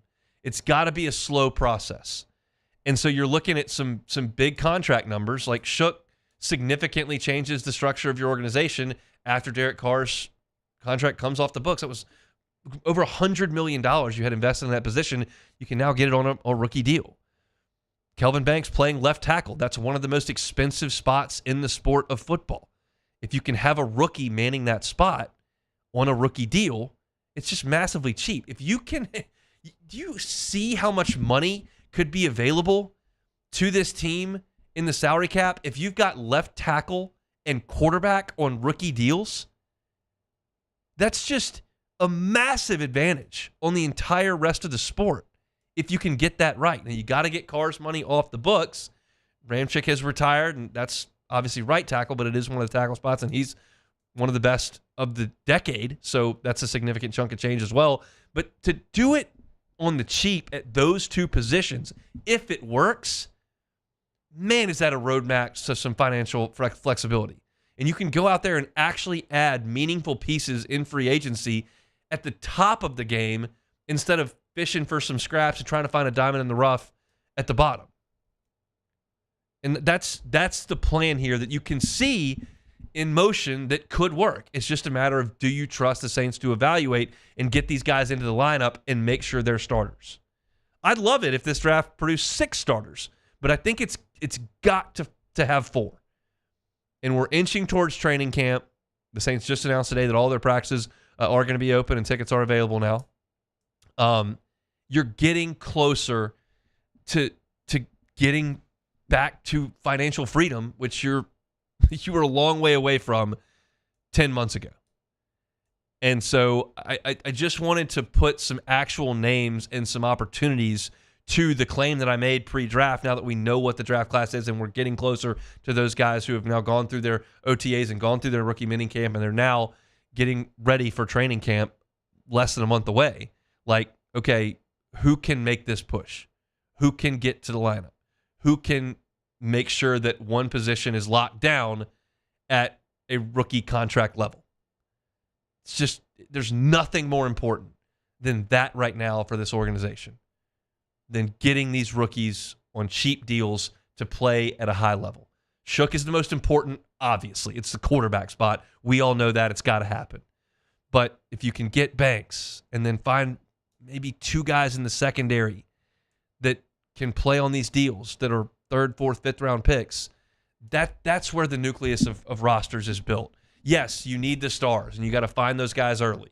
And the Saints have invested on the offensive line, and now they've finally taken a quarterback. But the meat of your team that goes from the 6th best player to the 50th best player has to be done in the middle rounds of the draft and with undrafted free agents. And so the Saints have got to start hitting on those. Got to start hitting on those. No more Marcus Davenports. No more Isaiah Foskey's. Like, those are crippling to what you're trying to get accomplished. Got to hope you've hit on more of these guys than you missed on with this draft class. And that's something that I spent some time looking at this morning and wanted to kind of sift through out loud on the show today. If you're looking for Saints content, check it out, Hunt on Saints, wherever you find your podcast, wherever you find your sound, Apple Podcasts, Spotify, Google. Just search Hunt on Saints. You can also find us on YouTube every day. Nothing but Saints football all year round. Hunt on Saints. We still got 30 minutes of show left. Let's come back and do a little bit more. I'll touch on a little bit of baseball. And what else grabs my attention here on this Monday? Hope your work week's off to a good start. Come back for more. The Hunt Palmer Show. The Hunt Palmer Show. Man, age is just a number. Don't let it dictate how you feel. Goodwood Men's Sexual Wellness has anti-aging services that can help you look and feel your best. Visit yourgoodwood.com and discover a renewed sense of vitality. When it comes to industrial construction, River Parish Contractors can do it all. Mechanical, structural, custom fabrication, specialized welding, and turnaround services. Strategically located in between Baton Rouge and New Orleans, we have the local team with the experience and commitment to safety to manage the most complex industrial projects. Period. Here's the deal. Partnering with us means your project is delivered on time, on budget, and most important, safely. River Parish Contractors, let's get building.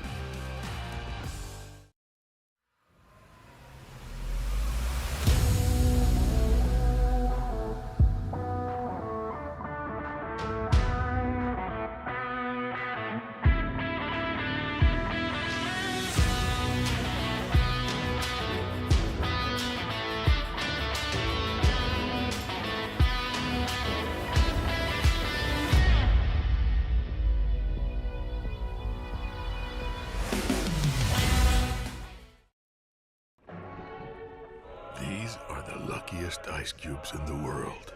They could have been a thankless bed for an all-you-can-eat salad bar. But instead, they've been called upon to cradle and cool a crisp, refreshing Dos Equis. Huh. Looks like the lucky just got luckier. Dos Equis. At Luba Workers' Comp, our journey began over 30 years ago with a simple belief. Our clients come first. At Luba, our business has always been focused on people, not policies. Through every success and challenge, we've continued to grow because we've stayed true to our values, committed to providing you with genuine dependability. Because your well-being is more than a priority. It's our purpose.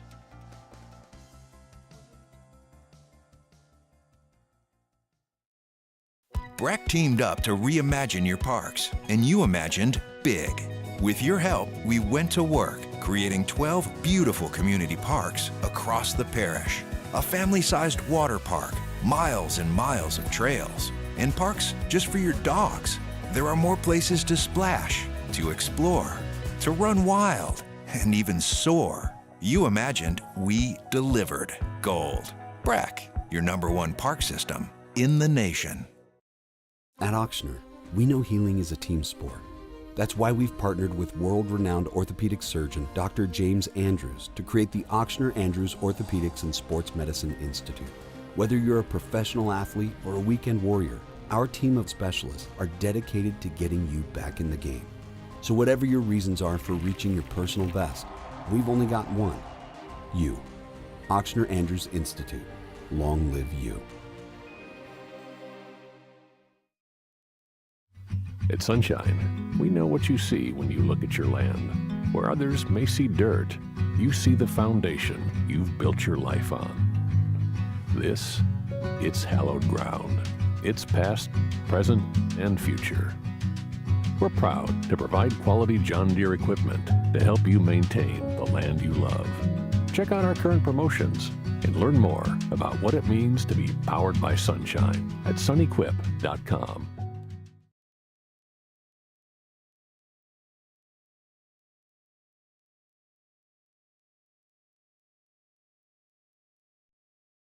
You're listening to The Hunt Palmer Show, brought to you by Gulf Coast Office Products.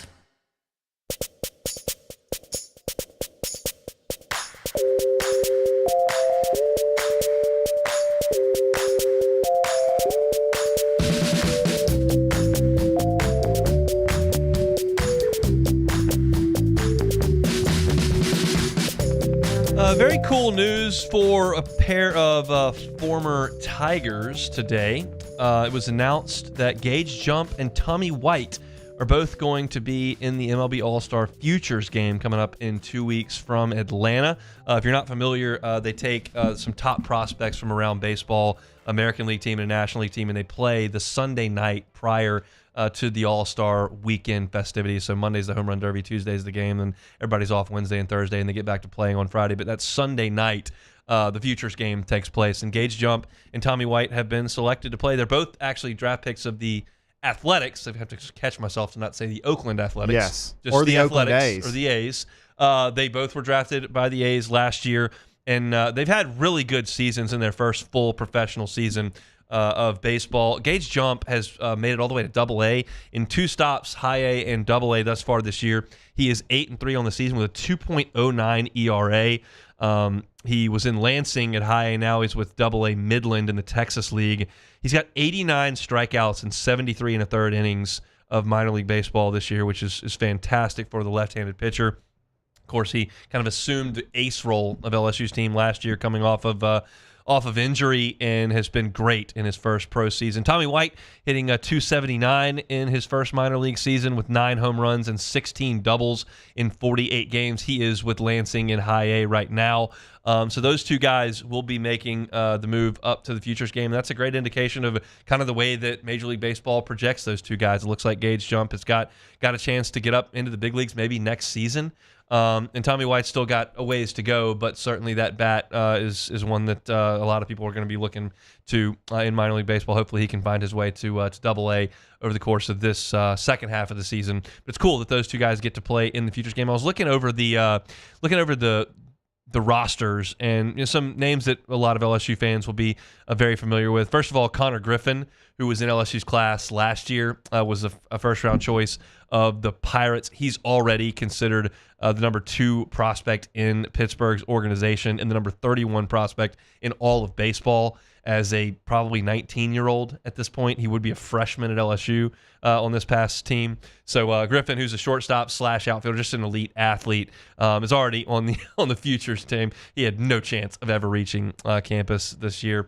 But you look at some of the guys that you would be familiar with as an LSU fan. Jurangelo Sainja, the switch pitcher for Mississippi State, will be in this game. He's a Mariners prospect, number 84 in all of baseball, so he'll be in this game. Enrique Bradfield, former leadoff man from Vanderbilt, in this game as well. Charlie Condon, slugger from Georgia, who had a bajillion home runs last year and won the Golden Spikes. He's a Rockies prospect, their best prospect, in fact, number 22 in all of baseball. He'll be making an appearance in this game. A name that caught my eye is Marquise Grissom Jr., a right-handed pitcher, is in this. Marquise Grissom was a outfielder in my childhood that I recall watching pitch.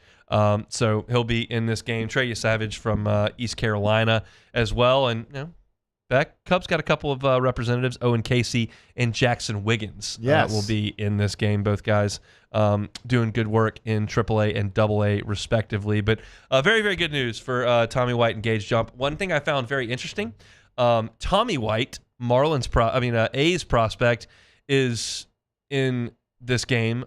So is Thomas White, left-handed pitcher from the Marlins. What if he goes by Tommy? I vividly remember watching the draft 2 years ago, and Tommy White had another year of eligibility. It was right after the national championship season, and Thomas White got drafted. And I was furiously searching. He's a first-round pick. To make sure that wasn't Tommy White and that I didn't mess up that he was a draft-eligible sophomore and I had no idea. That was not the case. But those names will get you in the MLB draft. Very good pitcher, Thomas White. Appears that way. Number 29 in all of baseball, number 1 in the Marlins organization. So very cool. Gage Jump is going to pitch in the big leagues. I think Tommy White is going to make the big leagues as a hitter. He impressed me so much defensively his last year because it was a deal where you thought he might have to move over to first base, and that kind of can become a logjam with as much hitters. But if you can play defense at third base, you kind of separate yourself a little bit from just the guys who are just bats. Like Jared Jones, wherever he shows up, is going to be bogged down by a lot of dudes that just hit. And Tommy White can maybe differentiate himself a little bit as a good defensive third baseman. He's hit everywhere he's ever been. And I think the thing about Tommy White is he's such a good hitter to the opposite field that helps you stay out of slumps. If you're a dead pull hitter and you need pitchers to make mistakes and leave the ball over the inner third of the plate to do any damage, it's just hard to if guys execute pitches, you're going to be easy to pitch to. And in this instance, Tommy White's never easy to pitch to because you can just work him away and he'll drive it the other way. That's what made him and Cruz so tough to deal with at LSU, and what is going to make him a good minor league pitcher. Yeah, I was just for Tommy White. I was just looking at his stats in playing at third. He's so far this year he's played 44 games. He's got 11 errors. Not Yikes, great. That's awful. That's pretty bad. So that's one a week. Yeah. So hopefully, he can improve on that because he really would have a much better chance at third. That's interesting because I think he made 2 or 3 last year at LSU. Yeah, 2, I think. 2. So I can see the pitching's way better. Okay, you don't have the same offensive numbers. Defense is the same. The exit velocities are the same.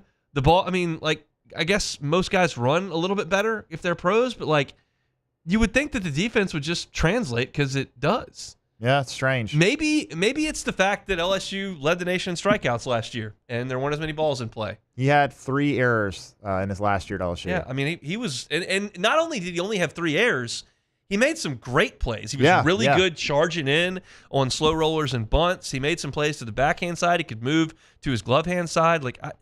That's odd that he's done that, and that's a bad deal. If he gets typecast and say, oh, he can't play this position over at third, and he's got to go over there and either DH or play first base, that's where they lump in all the hitters. You can push yourself out of the pile if you can make it over there at third base. Is there any other SEC. I'm not seeing a lot of SEC names that I recognize on this list. That's that's every single team. I figured there would be more. There's Braden Montgomery from the White Sox, who was a Red Sox draft pick, was traded to the White Sox.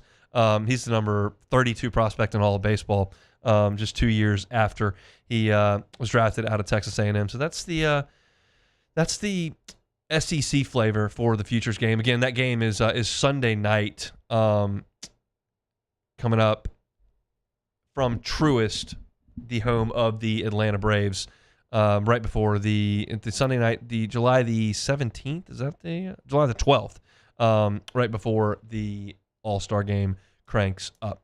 All right, quick segment there. We do have one more to go here. We'll take a timeout, come back. We'll do a little bit more discussion, and then we'll talk about, we'll do some take it or leave it as well. Our Monday show is brought to you by Gulf Coast Office Products. You can check them out online, gcopnet.com, gcopnet.com. It's Trey Beal and our friends over at Gulf Coast Office Products. All your printing, scanning, copying needs over at Gulf Coast. One more segment to go. Monday edition, Hunt Palmer Show. The Hunt Palmer Show. One Bath and Closets. OneBathAndClosets.com is the website. David Duvall and his team, 30 years redesigning and remodeling bathrooms and closets. Safety can be a big issue in the bathroom, especially as folks age. If there is a loved one in your life that wants to stay at home, but you feel like could have a hazardous situation in the bathroom, do what you can to mitigate against that.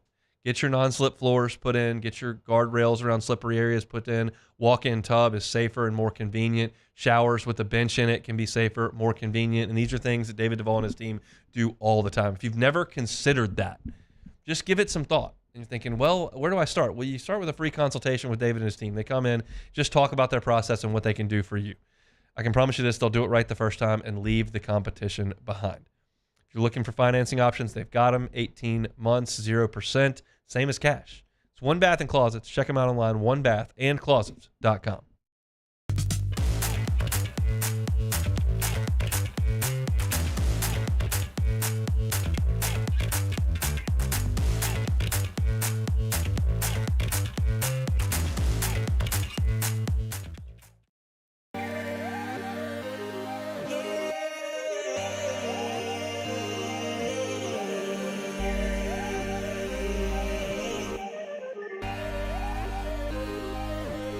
You gotta believe in a dream.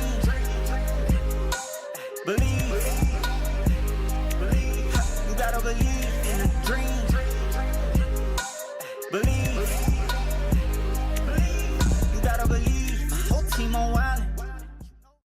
Looking for the ultimate game day experience? Come to the Queen Casino in Baton Rouge. Savor game day platters and snacks, plus drink specials at 1717 Kitchen and Cocktail. So come out for game day and let our team make you the MVP. The Queen Casino, where every moment is a win.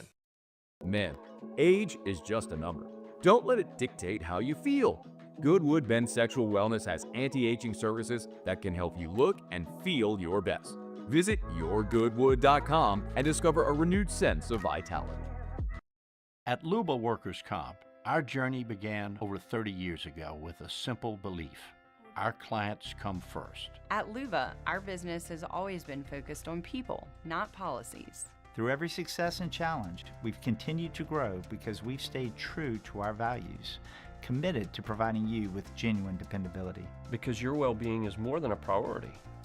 It's our purpose.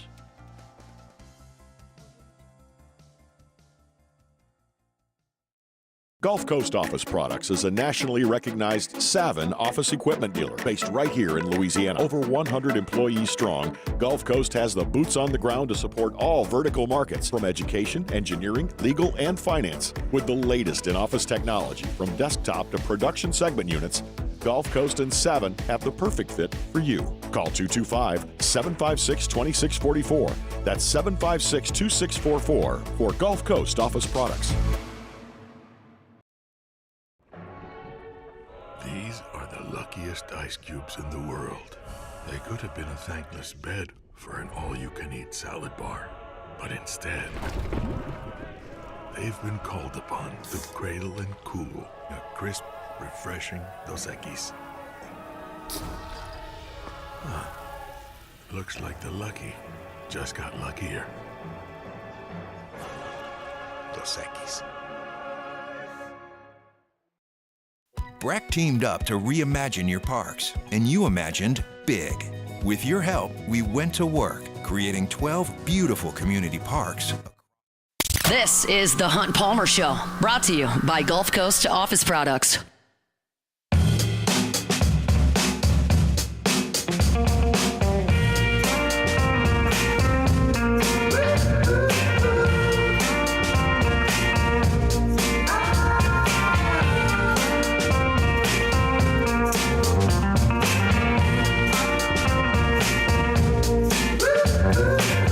So I did on Twitter yesterday, I asked for my followers to throw some questions at me for a mailbag for LouisianaSports.net. And got a great response, got plenty of questions, and was able to write the mailbag this morning when I got to work, and it's up at LouisianaSports.net right now if you'd like to read it. But one of the questions I thought, it got me to thinking.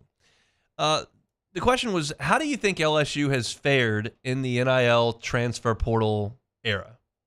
And it wasn't like the baseball program. It was just like LSU in general. And I started to think about that, and I was like, I don't know if on the high end, anyone has fared better than LSU in the NIL and transfer portal era. Because you look at Jaden Daniels coming in and winning a Heisman Trophy, second pick in the draft. You look at Paul Skeens, National Pitcher of the Year, National Champion, first pick in the draft. You look at Angel Reese, comes in, wins a national championship, is, one of the faces of the WNBA. You look at even like Anissa Morrow comes in and is littered the college basketball record book out of the transfer portal. You look at Anthony Ianson and what he just did. Tommy White, just talked about him playing in the futures game. Like, this is the high end. I realize everyone's got transfers, and there have been plenty of schools that have done great things with transfers. But, like, you look at what LSU has done with Heisman trophies, national championships, first pick in the draft, MLB futures games, like the transfer portal, LSU has gotten as many stars out of that portal as any athletic program, I would have to think. And you look at NIL, and, like, no, LSU didn't get Bryce Underwood. Like, that stinks. You've got a situation where the Oracle CEO is bored and his girlfriend wants a quarterback. He goes and buys a quarterback. That's not good. But you look at what LSU's done. Like, LSU baseball's had number one transfer portal classes. LSU football had the number one transfer portal class this year. Women's basketball's had the number one transfer portal class. And part of that is NIL.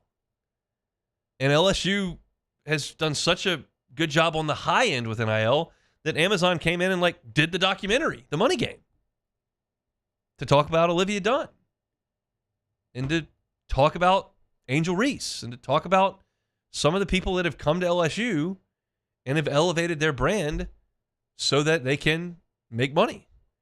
And LSU's booster base doesn't have the most money, but they've certainly found money when they needed it. And you're winning championships because of it. Gymnastics won a championship. Baseball's got 2 championships. Women's basketball's got a championship.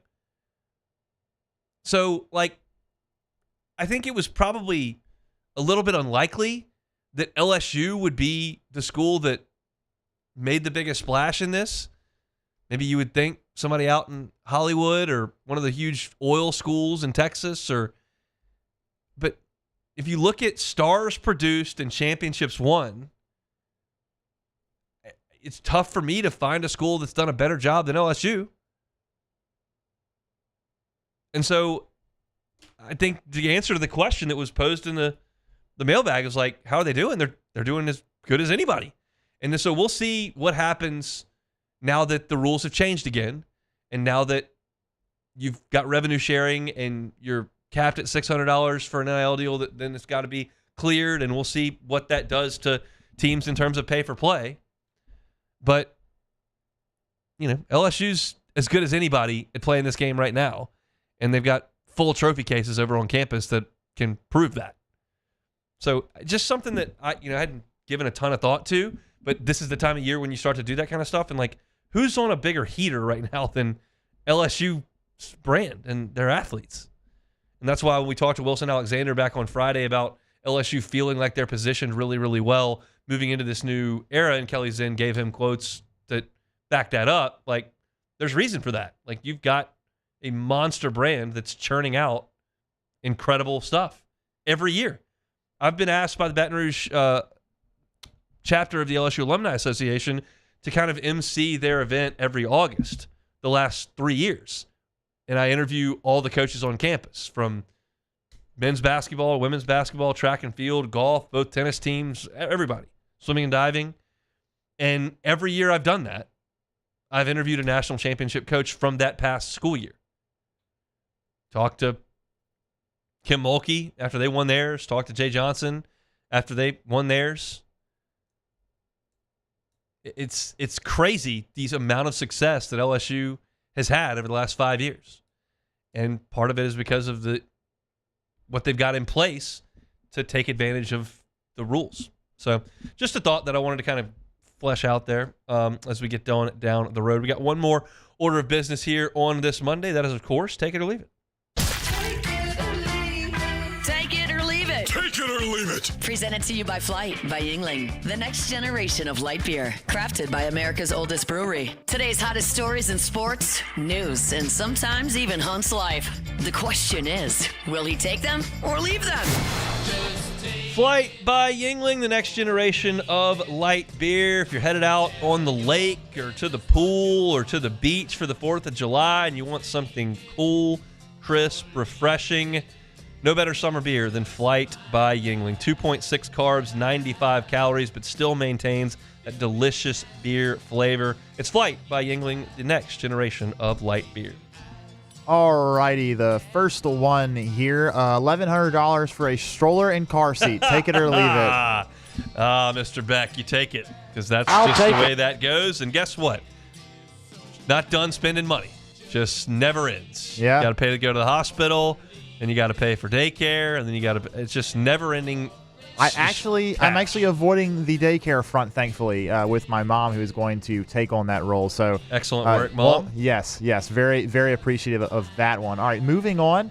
Next one here. EA Sports has officially announced the revival of its NCAA basketball video game. So they already brought back football. They're coming out with the second one this year. But the NCAA basketball game will be coming out in 2028. Take it or leave it. Take it. I'll I used take to play a lot of college basketball back in college. Drew Neitzel and Michigan State were my preferred squad. What? He could make threes. Okay, but you get buckets. You're like one of the biggest LSU basketball fans I know. I love LSU basketball. And but, they were probably pretty good when you were playing. No? We're okay. Okay. I don't know if the year was – the 09 team was obviously very, very good, but I don't know if anybody knew they were going to be good when they made the video game. So you're not going to be as maybe good. So the next year they were probably really good. Yeah. I was just getting Drew Neitzel and just getting buckets at the Breslin Center up there in East Lansing.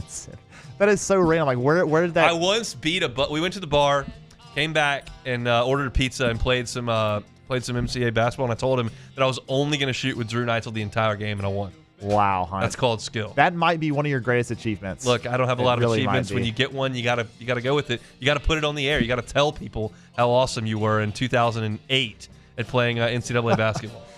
All right, this week in the PGA Tour, the John Deere Classic, Hunt. Many call it the fifth major. Take it or leave it. Yeah, I'm gonna leave that. Leave it alone. John Deere, man, this is the dog days on tour here. You got just had the Rocket Mortgage. One more major to go. When's the 3M? You got to get the 3M. 3M's that's always at the end of July, I think. Buddy, can't miss the 3M. We got a nice Minnesota. run here. We got the John Deere Classic. TPC Deere Run. Yep. Is Spieth playing? Spieth always wins the Deere. Always, yeah, he probably is. Who's the other person that's won the Deere like 3 times? Oh yeah. Man, I can't think of it. Well, the winner last year was Davis Thompson. He's actually pretty solid. Did but Bubba win it a few times? Somebody else did, yeah. I'm going to have to look that up real quick. But, yeah, we're in the dog days right now for everything. I mean, there's the baseball's in the dog days right now. Golf is going to be, Steve Stricker won it 3 times. Yeah. Golf is in, we're just waiting for the Open Championship. Steve Stricker won the John Deere Classic 3 years in a row. 09, 10, and 11. That's elite stuff. Yeah, that is just very elite. Absolutely dominating TPC Deere Run. And now he's dominating the senior what's it called? Champions, PGA Champions Tour. PGA Tour Champions. PGA Tour Champions. Yes, Steve's really a big player on there. Davis Thompson won the John Deere last year at 28 under par, and now we're spending a lot of time talking about the John Deere Classic. It is officially the middle of summer. Yes. We got 1 week past baseball, and now we're just completely off the rails with the John Deere. We got 3 weeks till the British Open, or the Open Championship. The Open Championship. Shane Lowry was at Portrush yesterday getting a little practice round, and it was just raining like crazy. He might just stay there for 3 weeks and just play there, because what else is he going to do? I don't think he's going to play the John Deere Classic or the ISCO Championship. I have no idea. Where in the world is the ISCO Championship? Oh, that's the alternate for the Scottish Open, because they're having the Scottish Open next week. So. Scottish Open's good. That's solid. Renaissance Club. Bobby Mack, Robert McIntyre, winner of that last year. That's it for take it or leave it. Great take it or leave it there. Yeah, thank you. Not a lot to work with, Hunt. I mean, this week in next week. Yeah, we get Matt's on to something days, taking this week off. Yes. We got 2 weeks until media days. That's right. Is that right? 15th, I think. So we got 2 weeks to power through here. I need Jay Johnson to start tweeting out some tiger emojis. Yes. I need tiger emojis. I need the content. It needs to happen. Some football commits wouldn't hurt either. I mean, I don't. That's a dead period. I don't know what's going on with that. We'll see. But appreciate everybody for hanging out with us here on this Monday. Hope your work week's off to a good start. Our Monday show is brought to you by Gulf Coast Office Products. All your printing, scanning, copying needs is Gulf Coast Office Products. Started the show today talking about Ashton Larson jumping into the transfer portal, and I gave you 2 names of pitchers that I think LSU's got a chance to land. So if you want to go back and catch that, you can at the top of the show. Jarrett Roser from On 3 joined us at 1:15 to talk about the Manning Passing Academy. He was down there to chat with Garrett Nussmeier, Cade Klubnik, Arch Manning, and a few others. So had a good conversation with Jarrett. He also gave his thoughts on Lamar Brown and where things stand with the U-High star as far as his announcement date coming up in 10 days. Statistically speaking, some baseball stats that I found interesting in the middle of the first hour. And then our sports health segment with Oxner, Dr. Jeremy Burnham is at the end of the hour. Then some LSU football in hour number 2 with Des Ellis committing. I kind of looked at LSU's cornerback recruiting under Corey Raymond and why I think it's going in the right direction. So all that is on demand wherever it is that you find your sound. Just search Hunt Palmer Show. Like, subscribe, rate, review. Get our content in front of as many eyes as you possibly can. We appreciate that. All right, that's it for me. Taylor Sharp's going to drive you home on After Further View. We're back tomorrow, same time, same place for a Tuesday edition of the Hunt Palmer Show. The Hunt Palmer Show.